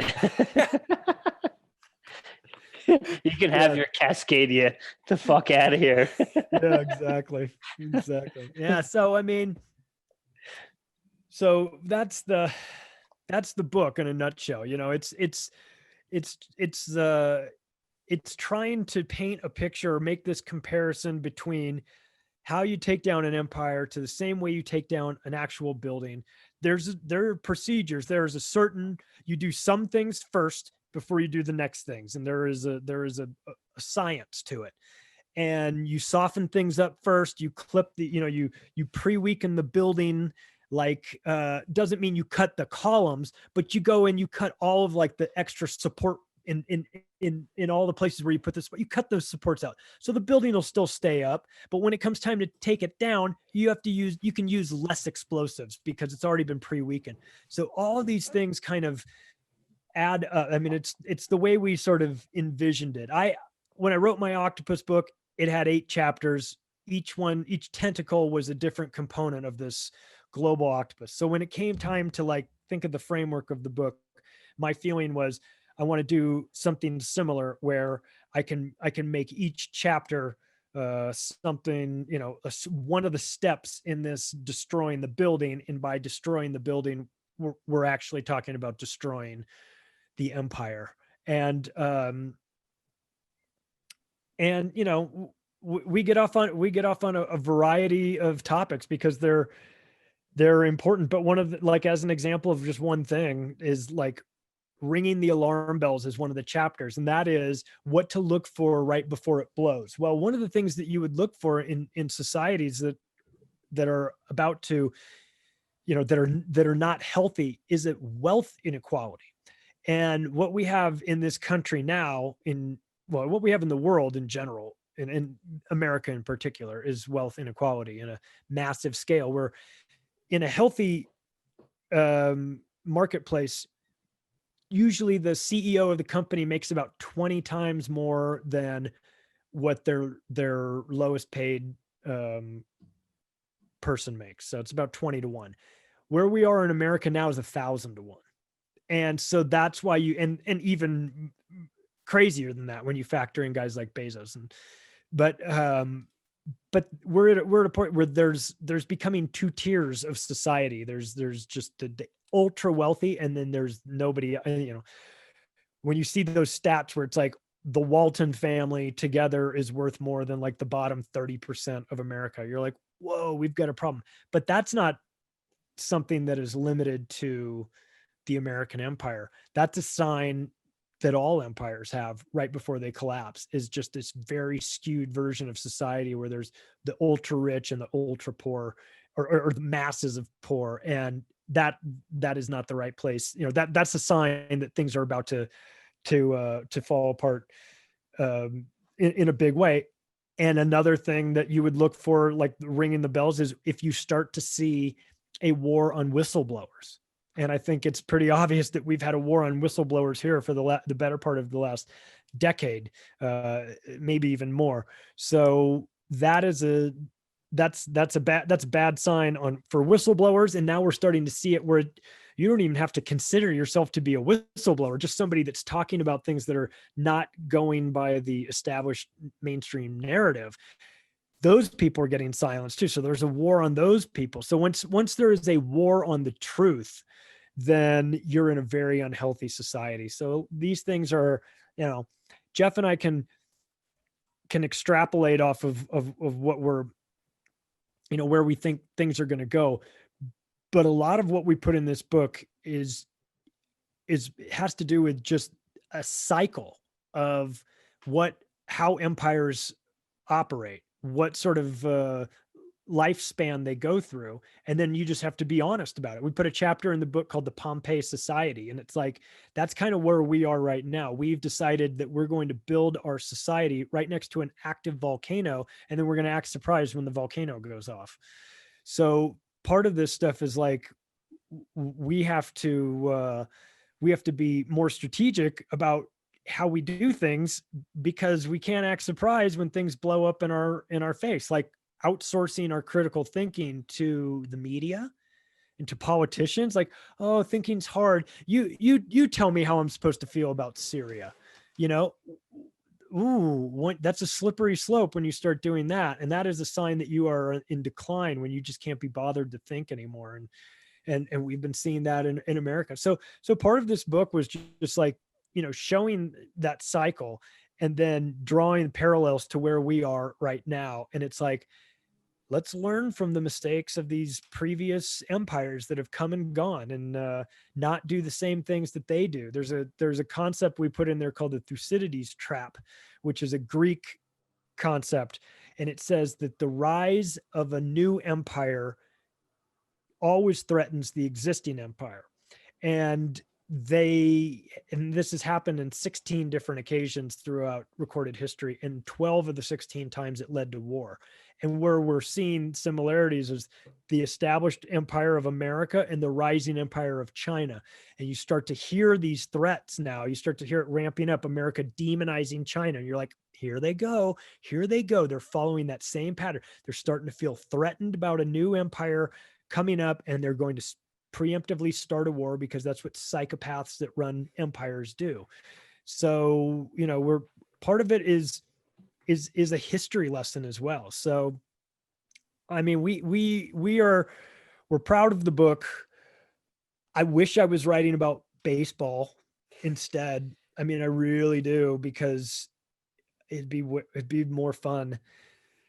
But I feel like I'm trying to prioritize for right now. I feel like this is the important topics.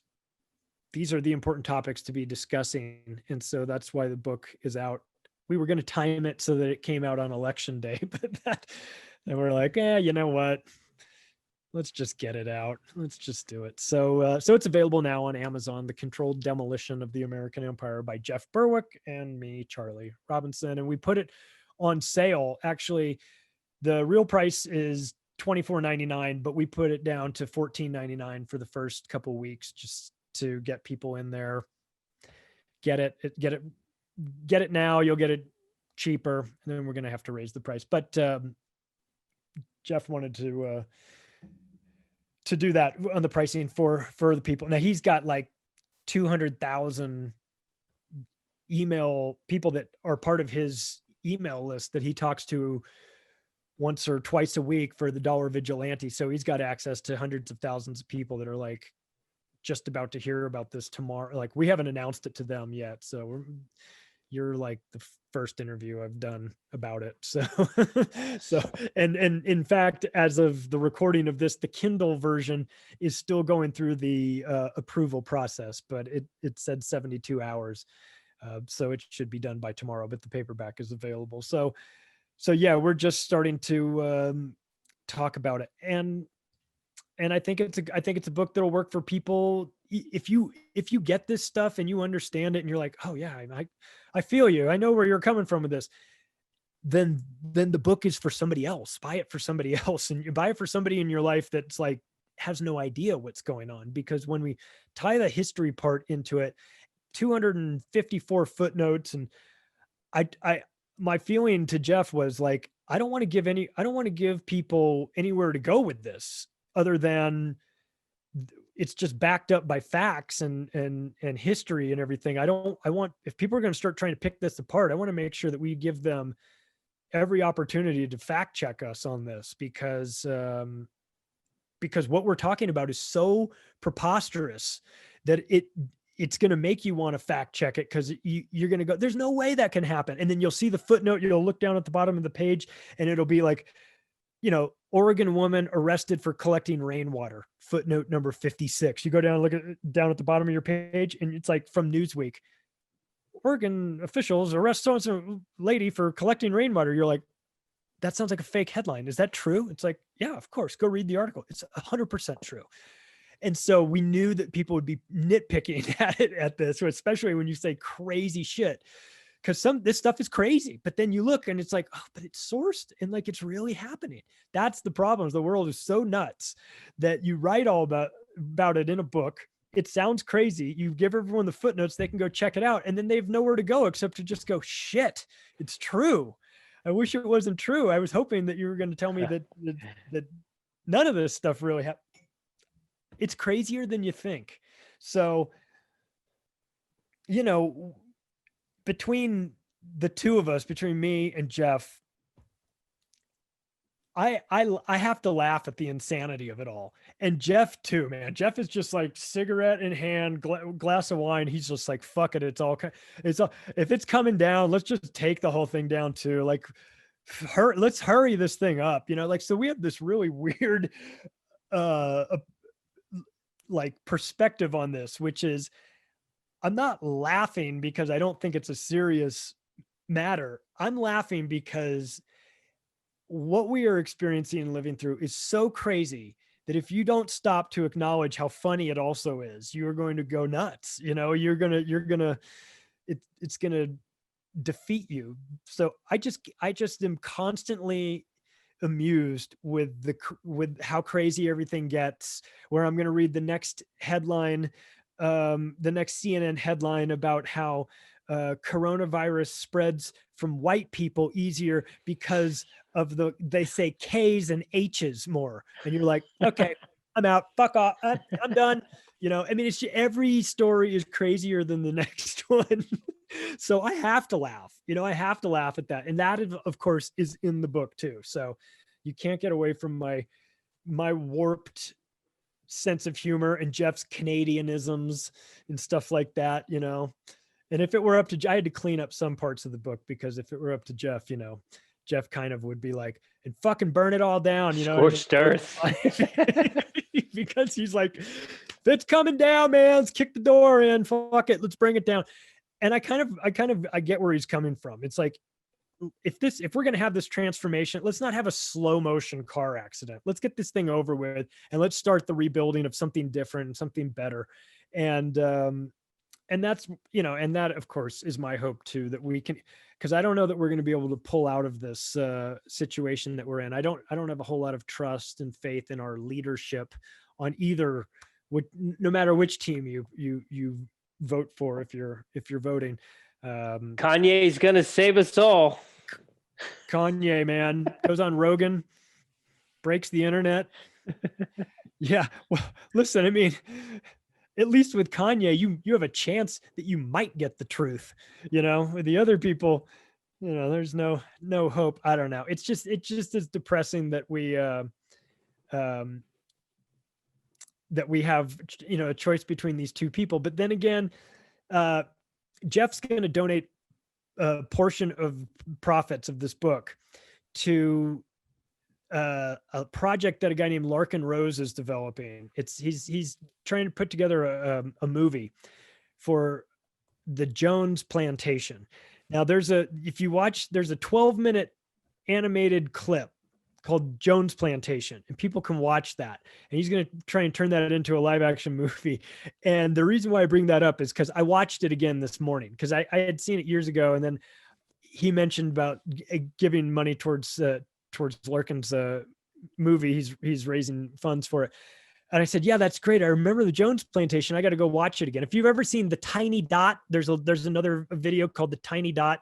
It's animated. That's a Larkin Rose thing too. So this Jones Plantation talks about how, like, they went to the slave owners, and they brought in the slave owner, plantation owner brought in a consultant who said, I can get control of your slaves for you. I can show you how to do it.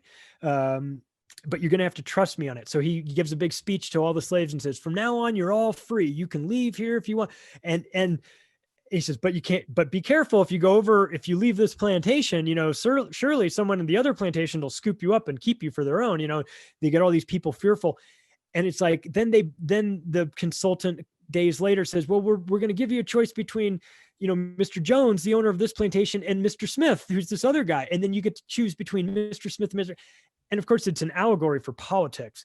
And it's so fascinating because you watch this, and in 12 minutes, you understand the point of it.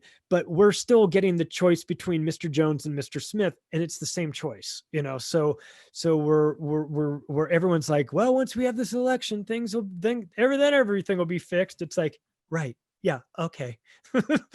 It's never fixed. So this is the trap. This is the trick, where they get you voting for one candidate or the other. And it's like, we got you. They're both on our team. We've got control of both of them. So we've got this election coming up, and And I'm just sure everything's going to be fixed after that. Aren't you guys? Yeah, I'm counting down the days. Then we can go back to normal. Then I Less can than a go back week, and I don't have to wear a mask anymore. right. Except that Joe Biden's platform was national mask mandate. But other than that, yeah, everything will be fine. Yeah. It's a frustrating world we live in, but I feel like we've kind of got as good of an outlook on it as possible. You know, you guys are as chilled out as can be. And, you know, you understand the insanity of it all. And I mean, you kind of have to laugh because it's crazier. You know, we live in a world where the crazy shit Alex Jones said 10 years ago has come true, like a lot of it. So that's the world we're in right now. I'd say we're in need of a change. So Yeah, totally. Something's got to give. Bring on the aliens. For real. yeah. Bring in the asteroid. I'm ready for it, man. Why wait? Yeah, seriously. Get it? You got time for a few more? Yeah. All right. So first of all, I appreciate your perspective on everything because I'm a huge pro wrestling fan. I know you said that, you know, you see the bullshit on television and the news. I see it because I'm a pro wrestling fan and I see everything's a work, right? So I appreciate your perspective and the facts and everything. So I can give this book to someone and they, you know, they can't question me because everything is cited. But the question that I have for you is why would George Soros donate money to the DA of Jefferson County? Was that it, Rich? He donated like $1 million to, I believe it was the Democratic district attorney during his last run up to election. And he's done it in multiple counties across the country. That's sort of like a new thing that they had been doing in the last, I don't know, 2016 for sure, maybe even 2012, was that Soros's open foundation and all the you know, the money that he's managing was going into like local races all over the place. They were going into like local, like judge races. They were going into San Francisco, you know, like city council, like a little bit higher than city council. It was weird. It was like, it wasn't just limited to national politics.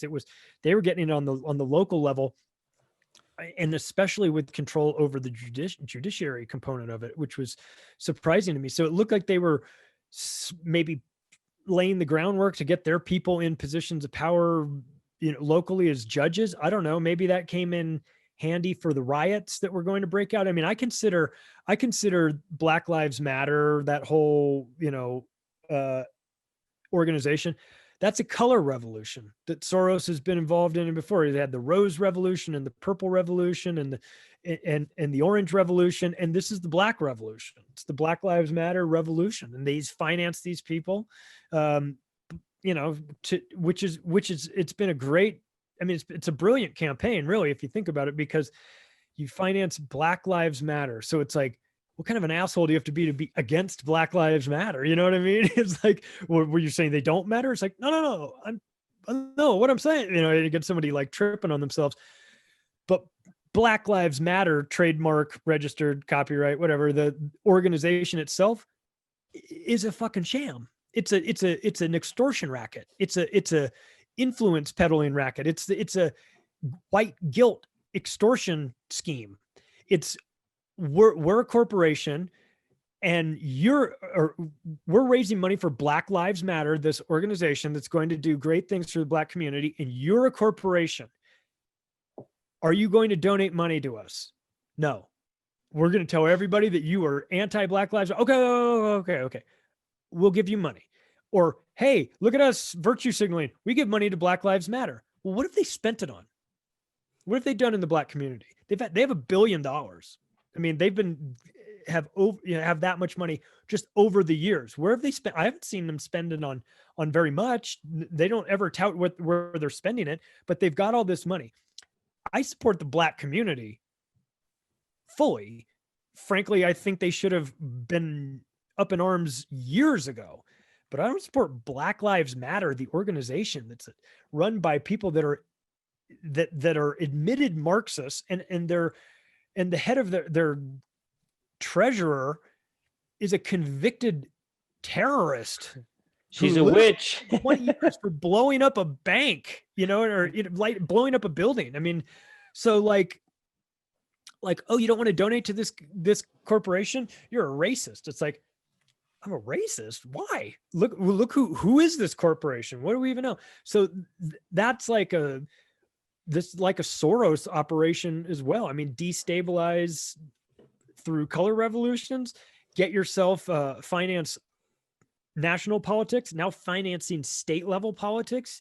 I guess when you've got billions of dollars and you're older than dirt and you're a psychopath, that's what you get off on, is trying to shape society. I mean, he's on the record saying he didn't have any problems ratting out fellow Jews in Hungary when he was working for the Nazis back during World War II. I mean, he said, no, I never had any problems with that. Never. The guy in 60 Minutes is like, you didn't? No, never had any problems. Like, oh, well, that's because you're a psycho. That's because you're an empathy deficient serial killer. That, so guys like George Soros, give them $30 billion to play with, and you're going to get him tinkering with society. You're going to get guys financing things like evolutionary dynamics and population theory and stuff. Like, that's some of the stuff that Jeffrey Epstein was financing. He was financing these guys at MIT and at Harvard that were working on population evolutionary dynamics and things, in role playing, in game theory, on what happens when you change certain aspects of society, when you introduce pedophilia into something. What does that have to do? How does that change population? How can we lower population rates by doing X, Y, and Z? Jeffrey Epstein gave Marvin Minsky at Harvard $30 million to Martin Nowak, I should say, $30 million to start the evolutionary dynamics segment. And that's what they were looking at. They were role-playing population control and things like that. So it's like, these are very dangerous people, and they consider, and they think about us. They think about the general public as taking up space on their planet. And so that's why you get things like, Prince Philip saying that when he dies, he hopes he's reincarnated as a deadly virus so that he can come back and wipe out the world's population, because they see us as bugs that need to be exterminated. It's crazy. That's wild. I think there was a quote too somewhere where Soros had said something to the effect of like, my life's work will be complete when I destroy the United States, or something along those he didn't lines. Say it. He's certainly thinking that, his actions. But it's not limited to the United States either. He is a social engineer. He's trying to remake society in his warped view. But there's a lot of that happens. That when you've got all the money, when you've got enough money to buy everything in the world, like Bill Gates and George Soros and these guys, you start looking for things that aren't for sale. You start looking like the education system and the medical system, and you start to say, well, I want to get involved in that, and I want to tinker with that, and I want to change things. Like, I bought every yacht I can buy or house I can buy. Now what I want to do, okay, well, I want to make society the way I see it. And when you've got the money to do that, like Bill Gates through Common Core and through vaccine programs, and when you've got enough money and you've got a desire to shape society, you better hope that person is a good person, or else you're unleashing a megalomaniac into the world like that, like Bill Gates, who's convinced that he's going to thin out the herd through his vaccine programs, and then goes on TED Talks and talks about it. He didn't just like get wasted at a bar one night and like mention it to his buddy, like, hey man, I want to lower the Earth's population by 1 billion people. Like, he did it at a TED Talk on camera in front of people. And like, that's so these are the people that are in positions of power in our society with all this money, and they're the ones that want to go shape society. Like, good luck.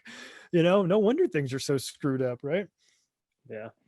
Until Bill Gates, I see Bill Gates do 10 strict pull-ups, run a mile in under 7 minutes, and double body weight back squat. I don't want to take any health advice from that fucker. Nope. No, that guy does not want the same things in life that we want. He's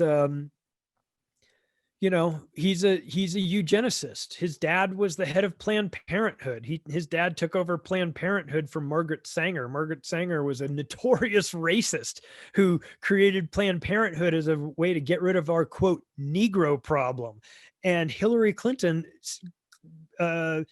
cannot stop talking about what a great person she thought Margaret Sanger is. I mean, this is the stuff that doesn't get on the news, but I feel like it's important. And so like, I'll write about it and put it in the books, because CNN's not going to tell you that, not going to say, oh, Hillary Clinton loves Margaret Sanger. But by the way, Margaret Sanger was a horrible racist who was trying to depopulate Black people. You'd never know, but it's true. And she's on the record, and you can find video clips of her talking about Margaret Sanger, saying how great she was. So it's like, that's happening there. And then you mentioned to some friend, and just like a normal friend, about how Bill Gates is like a bad guy, and they're like, get out of here with Bill Gates being a bad guy. It's like, hang on a second. Do you know about his family? Do you know who his dad was? Do you know who his mom was? His mom worked at the Federal Reserve. His dad ran Planned Parenthood. I mean, Bill Gates comes from a pretty dark family too. Like this matters, like this opinion, like, oh, Bill Gates is just he's a maniac. People can be dismissive of that, but it's like, well, hang on, let's not get too far off of this, because like his family is definitely in the eugenics business, and he's got $100 billion, and he's offering you vaccines, and does TED Talks saying that if we do a real good job with our vaccine program, it's going to we can lower that number, meaning the population, by about 10 to 15%. Now, I've asked people a very simple question that have debated me about Bill Gates: is, if vaccines work so well to keep people healthy, shouldn't that number be going up instead of down? And like, what? Well, yeah, it's a depopulation play, and given what we're experiencing in 2020 with the Corona situation, and just everybody wait, if we can wait for the vaccine, then we'll be safe. It's like you guys need to know the history of vaccines. You need to know the history of Bill Gates with vaccines, that he's been thrown out of India, that his vaccines are responsible for some carnage in India and Kenya and places like that. Like, all this stuff, all this backstory of about these people, I feel like is super important, but like, that's something that we as Americans haven't been very good about doing. It's like, somebody comes on the scene, Tony Fauci, and we're all like, trust the experts, without doing any sort of research into this guy at all to figure out, well, who's this expert that we're supposed to be trusting? Or Bill Gates. Hey, Bill Gates is talking about the vaccine, trust Bill Gates. Hang on a second here. Before we blow up the world, who are we following? Who are we trusting? Who's behind all this? And these are like questions that I feel like, whether, I don't know if it's just been bred out of us or dumbed it down out of us or something, but like, as a nation, we're not asking these questions, and they seem like real obvious questions. It's like, who are you? What do you want? Who do you work for? Where are you getting your money from? What is your agenda? You want us to wear, you say don't wear masks, then you say we have to wear masks, or we're all going to, what's going on here? All these like basic questions. And God forbid we ask the question to somebody and they're like, trust the experts, man. What are you, anti-science? And you're like, this is the argument you get against like brain dead people. Trust the experts, trust the science. Fuck, I don't trust anybody. I don't trust any of this shit. No offense, but like, why would I trust them? Would you like me to show you 18 examples of the science being totally false? Would you like me to show you 50 different examples of the experts being totally bought off and paid for? Like, I can't just trust, that thing that came out a couple of years ago is like, trust all women. I love women. I'm married to a woman. I have a woman child. You don't trust all women. That's a dumb statement. That's stupid. You just like, you don't, so you can't just blindly trust trust, but verify, right? Wasn't that what Ronald Reagan said? Trust, but verify. Okay. You tell me to trust Fauci? Trust, but verify. Let's verify who he is. Let's go ask the AIDS community in the 80s what they think of Tony Fauci. Hang him. They want to hang that guy. So, okay, well, that's interesting. What about Bill Gates? Let's dig into Bill Gates. Bill Gates has a lot of problems. Bill Gates has, through his Microsoft company, his antitrust suits with the government there, and through his vaccine programs, the fact that some dude got caught at his house with a lot of child porn, that's a big problem. His family history, there's Microsoft. I mean, trust the experts. Who are these people? When you dig into their backgrounds just a little bit, it's like it all falls apart. And so it's an interesting time to be talking about these topics, because, you know, conspiracy theorist labels get thrown around a lot, but it's like, I don't find this to be a conspiracy theory to want to know the background of these people that are making decisions for all of humanity, and making the decisions to shut down the economies and the businesses here in the United States or in the UK, with Neil Ferguson there in the UK, whose models have been off every time he's ever submitted models. And it's like, my God, like they've turned it into a scenario where if we even question what the media tells us, we are disloyal. We are wanting to kill grandma. We're science deniers. We're all, I mean, and that doesn't bother me, but I know it bothers a lot of people that aren't used to that sort of criticism, and they'll shut down and stop questioning things because they just don't want that label. They don't want the aggravation of like asking the question and have someone say, "What are you, anti-science?" And they don't have the backbone to stand up and say, "Fuck off. I'm pro-science, man. There's none of this is science." You're if we're talking anti-science, let's talk about the fact that you have a bandana around your face. Like you're going to block some virus from getting in when there's air coming in from the bottom. Like, stop it. I'm anti-science. You know, so we just live in a fucking cartoon. And if you rightly point this out, you get labeled as being insane. It's just a fun time to be alive and analyzing this stuff, you know? Yeah, this conversation has been a good reminder to not forget about the comedy of all of it, and sometimes just have a sense of humor about it. You know, I also think too, Charlie, you know, for us, you know, we grew up without the internet. And so when we wanted a phone number, or we had to find information about the pyramids, or, you know, whatever question you asked someone about it, the response was, look it up. Yeah. And you went to the library, or you went to the phone book, or you went to the encyclopedia in the cabinets and started doing research. That doesn't exist anymore. Like, people don't want to look things up, you know. Like, I was talking to a gentleman today about something, and he had mentioned something that Ben Shapiro had said, and I said something that, oh, well, Ryan Dawson was just talking about that. And he was like, well, I don't know who that is. And I'm like, oh, he does the anti-neocon report. And he's like, I don't know what that is. And I'm just like, oh, I don't know what the fuck to tell you, because like, I'm not going to go in and explain who this person is. You need to go look at it and look it up and figure it out. But like, it's not my job to educate you. And I recently had one of those kind of conflicting conversations about Bill Gates that you were just mentioning. And I brought up James Corbett, and it was like, well, who the fuck is James Corbett? And I'm like, well, who the fuck is Chris Cuomo? Because he's a fucking actor. You know what I'm saying? Like, he's not a journalist. He's not a investigative journalist. He's reading off a fucking teleprompter to tell you some bullshit.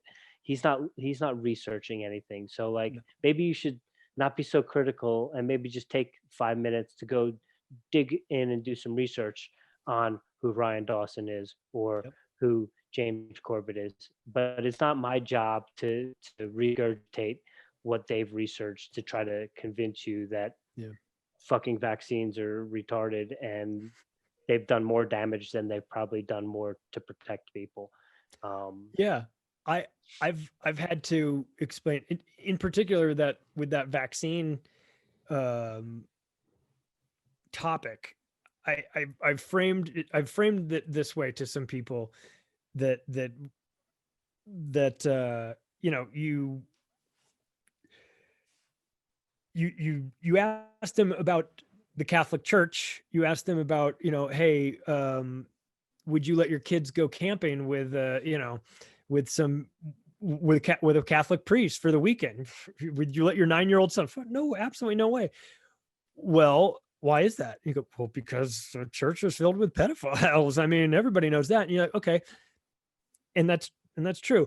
But did you know that the vaccine industry has paid out more money to settle vaccine damage claims than the Catholic Church has paid out to settle cases of their clergy raping kids? And you know how big of a problem that is. And the vaccine court has paid out even more than that, even though that's a rigged court. So it's like that's the power of the media right there, where you don't even, the common person has no idea. I mean, like that I don't mean common person, but you know, the person that's not really into this stuff has no idea how dangerous the vaccine industry is, because they never hear those stats thrown around on the nightly news, because the nightly news gets 60% of their ad revenue from big pharma. So they're not going to shit all over them, because they need them to pay their bills, essentially. So like, when I would put it in that sort of context to people, that like, okay, you know how big of a problem the Catholic Church has. You know, they've spent a ton of money to silence those people and to settle lawsuits and all that. Big Pharma spent even more on their vaccine things. Oh, and by the way, half of that payment has been allocated to people that were damaged by the flu shot. So we're talking about, once we get the corona vaccine, everything's going to be fine. You don't know the history of vaccine. If you think everything's going to be fine, first of all, there's been a flu shot around for 70 years. Did it cure the flu? No, of course not. So what? A new rushed version of a flu shot is going to fix it all of a sudden? Fuck out of here. Of course not. It's going to be protected by the 1986 law. I mean, you go into all of these things with people and they're like, I didn't know that. I didn't know that. It's like, of course you didn't know that. It's not because you're ignorant, or it's not because you're dumb. It's because they hide it from, they don't talk about that stuff. They don't want you to know it. So it's like, we are in, God love him, we are in an information war. Alex Jones, he names his show InfoWars, and I'll be damned if he isn't right. We are in an information war. Whoever has the best information wins, you know, the best source of it. So I have to constantly remind myself that I am operating off of different source material than most people are. I'm not reading the same stuff that they're reading, or I'm not listening to they're not reading the same things I'm reading, and I'm not you know, watching the mainstream news. So, you know, my version of reality and their version of reality are very different. So I just encourage people to, you know, like you said, go, you don't know who Ryan Dawson is, you don't know who James Corbett is. Well, common thread, they both live in Japan, but they're not from Japan, and they both are doing extraordinary work. You know, they're digging into these things, and they don't get $9 million a year to do their job. They do it because they like it. They do it from, you know, from their own home, and they do it out of their own pocket, and they hope that some people will donate money to them to support their work. And it's like the truth has no value, and lies are handsomely rewarded by the networks. It's just like a upside down world. That it is. I got one more for you. Cool. It's a quick one. True or false? Our governor in the great state of Colorado has more than one passport. True. He is a dual citizen. Why? Of Israel. Yeah. Which is, you know,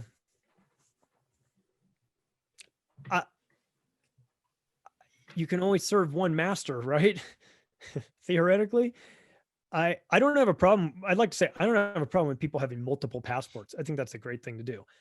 My problem is when you go into politics and you become a representative of the people, and you have the potential for a conflict of interest. I don't think that there's a conflict of interest all of the time, but we do give $10 million a day to Israel as a nation, and that gets voted on by our representatives. And there's a huge handful of dual US Israeli Congress people and people in the Obama administration. I mean, I put a big long list, 2-page list on the back of my octopus book of all of the people in the Obama White House, his staff and Congress that are dual US Israeli citizens. You want to know how many dual US Iranian Congress people we have?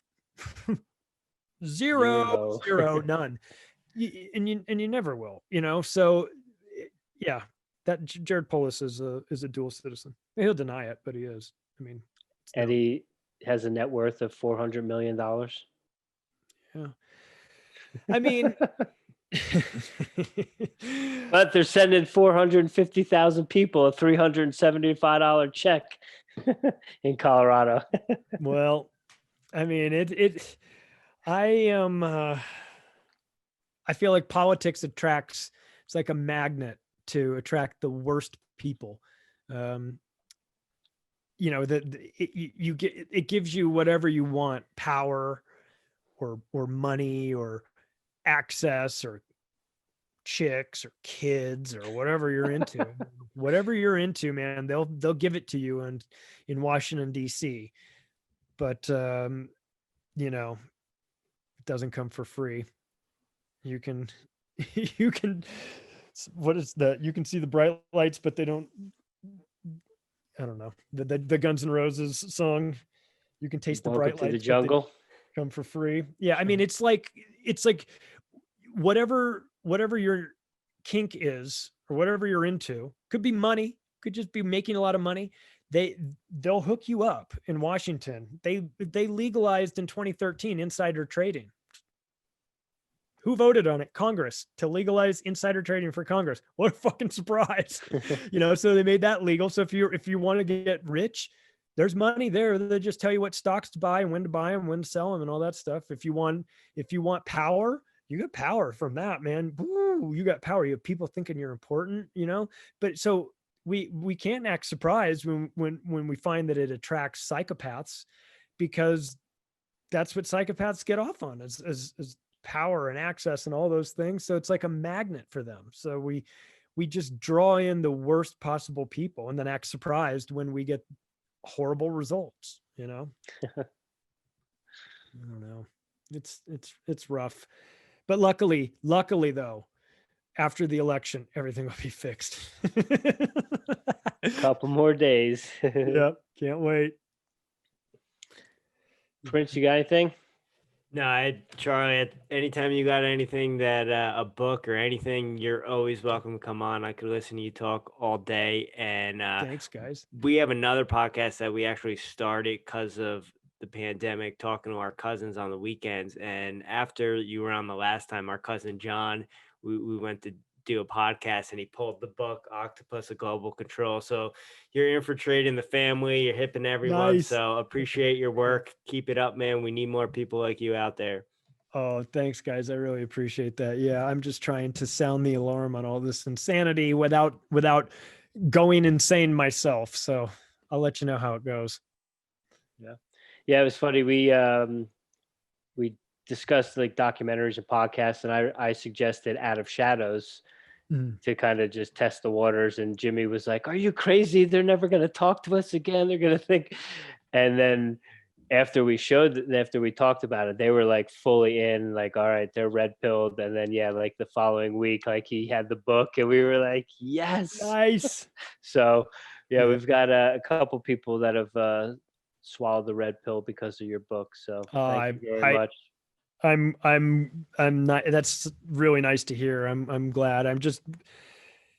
That book came out of a conversation with my mom where she said to me one day, like, I found some new conspiracy or something. I was explaining it to her and she said, this is all really fascinating. It's interesting that you know all this stuff. Like, what are you going to do with it? And I was like, oh, I don't know. I didn't know I had to do anything with it. then I started thinking, well, maybe I could write something, and that turned into the octopus book. So it's weird that just a simple, a normal conversation with my mom, who asked a very simple question: "What are you going to do about all this?" It's like, I don't know. That started me down this journey. And if I hear, or when I hear things from people that are like, "Oh yeah, I got that book. It totally woke me up to this or whatever," like that's the greatest compliment I could get, because I almost didn't write it because I didn't know I was supposed to.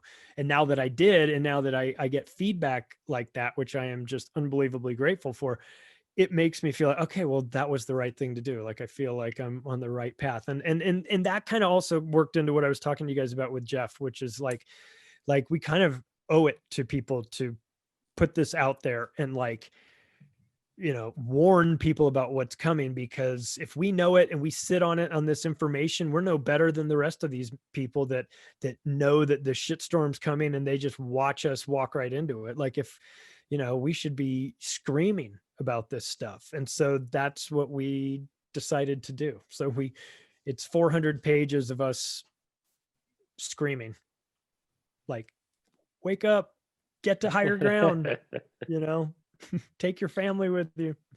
So I hope this new book has an impact, like the octopus has for some people. I hope that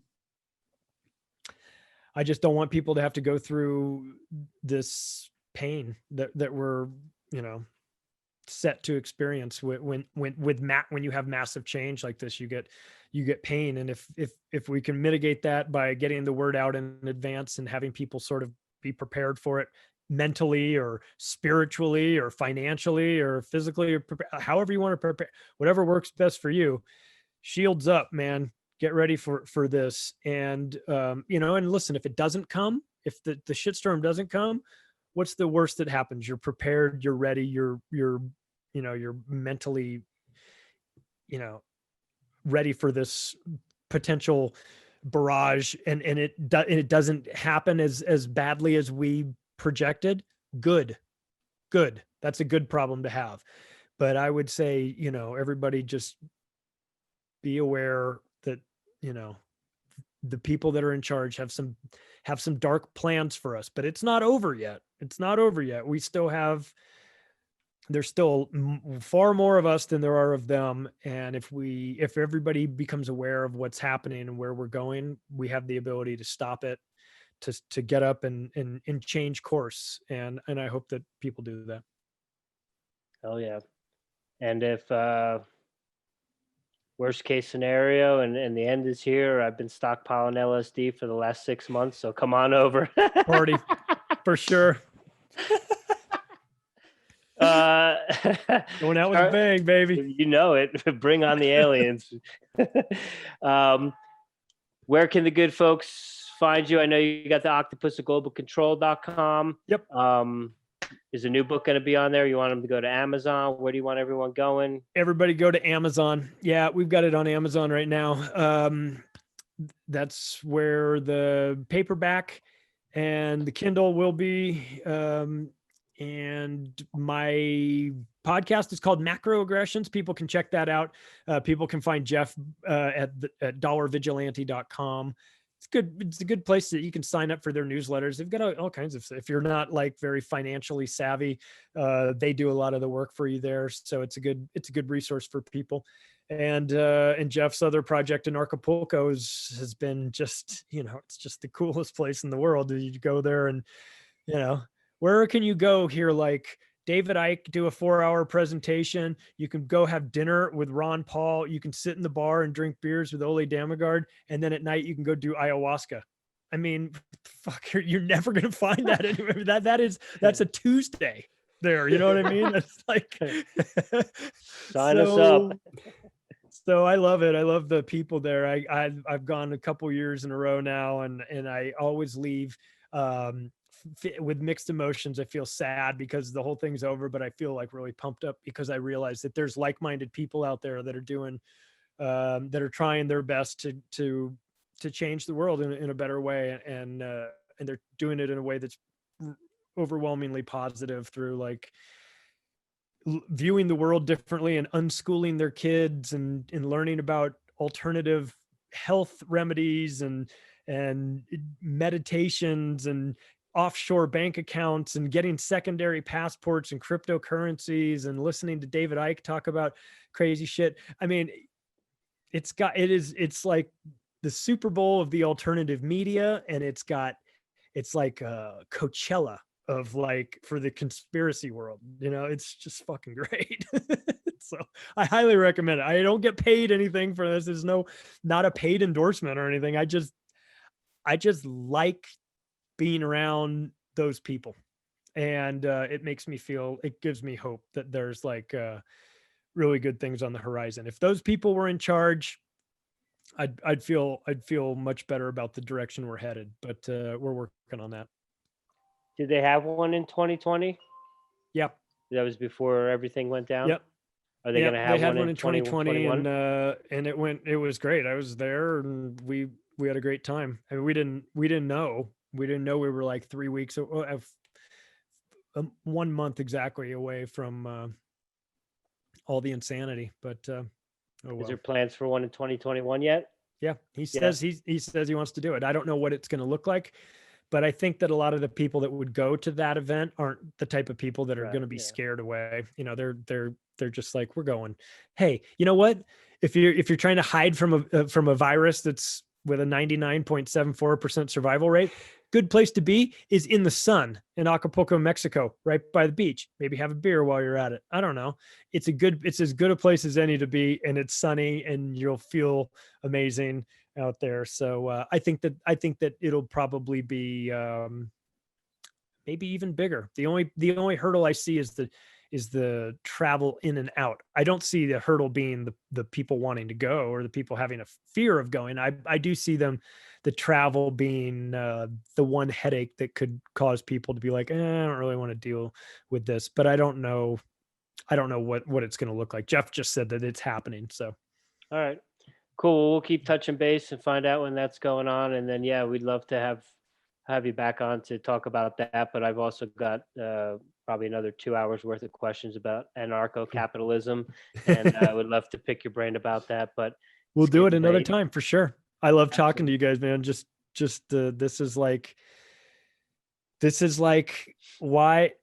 is why I liked Joe Rogan when I first started listening to him, like years and years ago. Was he had Duncan Trussell on, and they were talking about jerking off into multiple universes and that what that would look like. And I was like, these are the conversations that I need right now, like that I'm missing, like 3 guys sitting around bullshitting about stuff, So I really enjoy our talks, and you can count me in for all that stuff, man, for sure. Thank you, Charlie. You're the man. We appreciate Thanks, you. Have a great night. We'll talk to you soon. All right, you too. Bye, guys. Take care.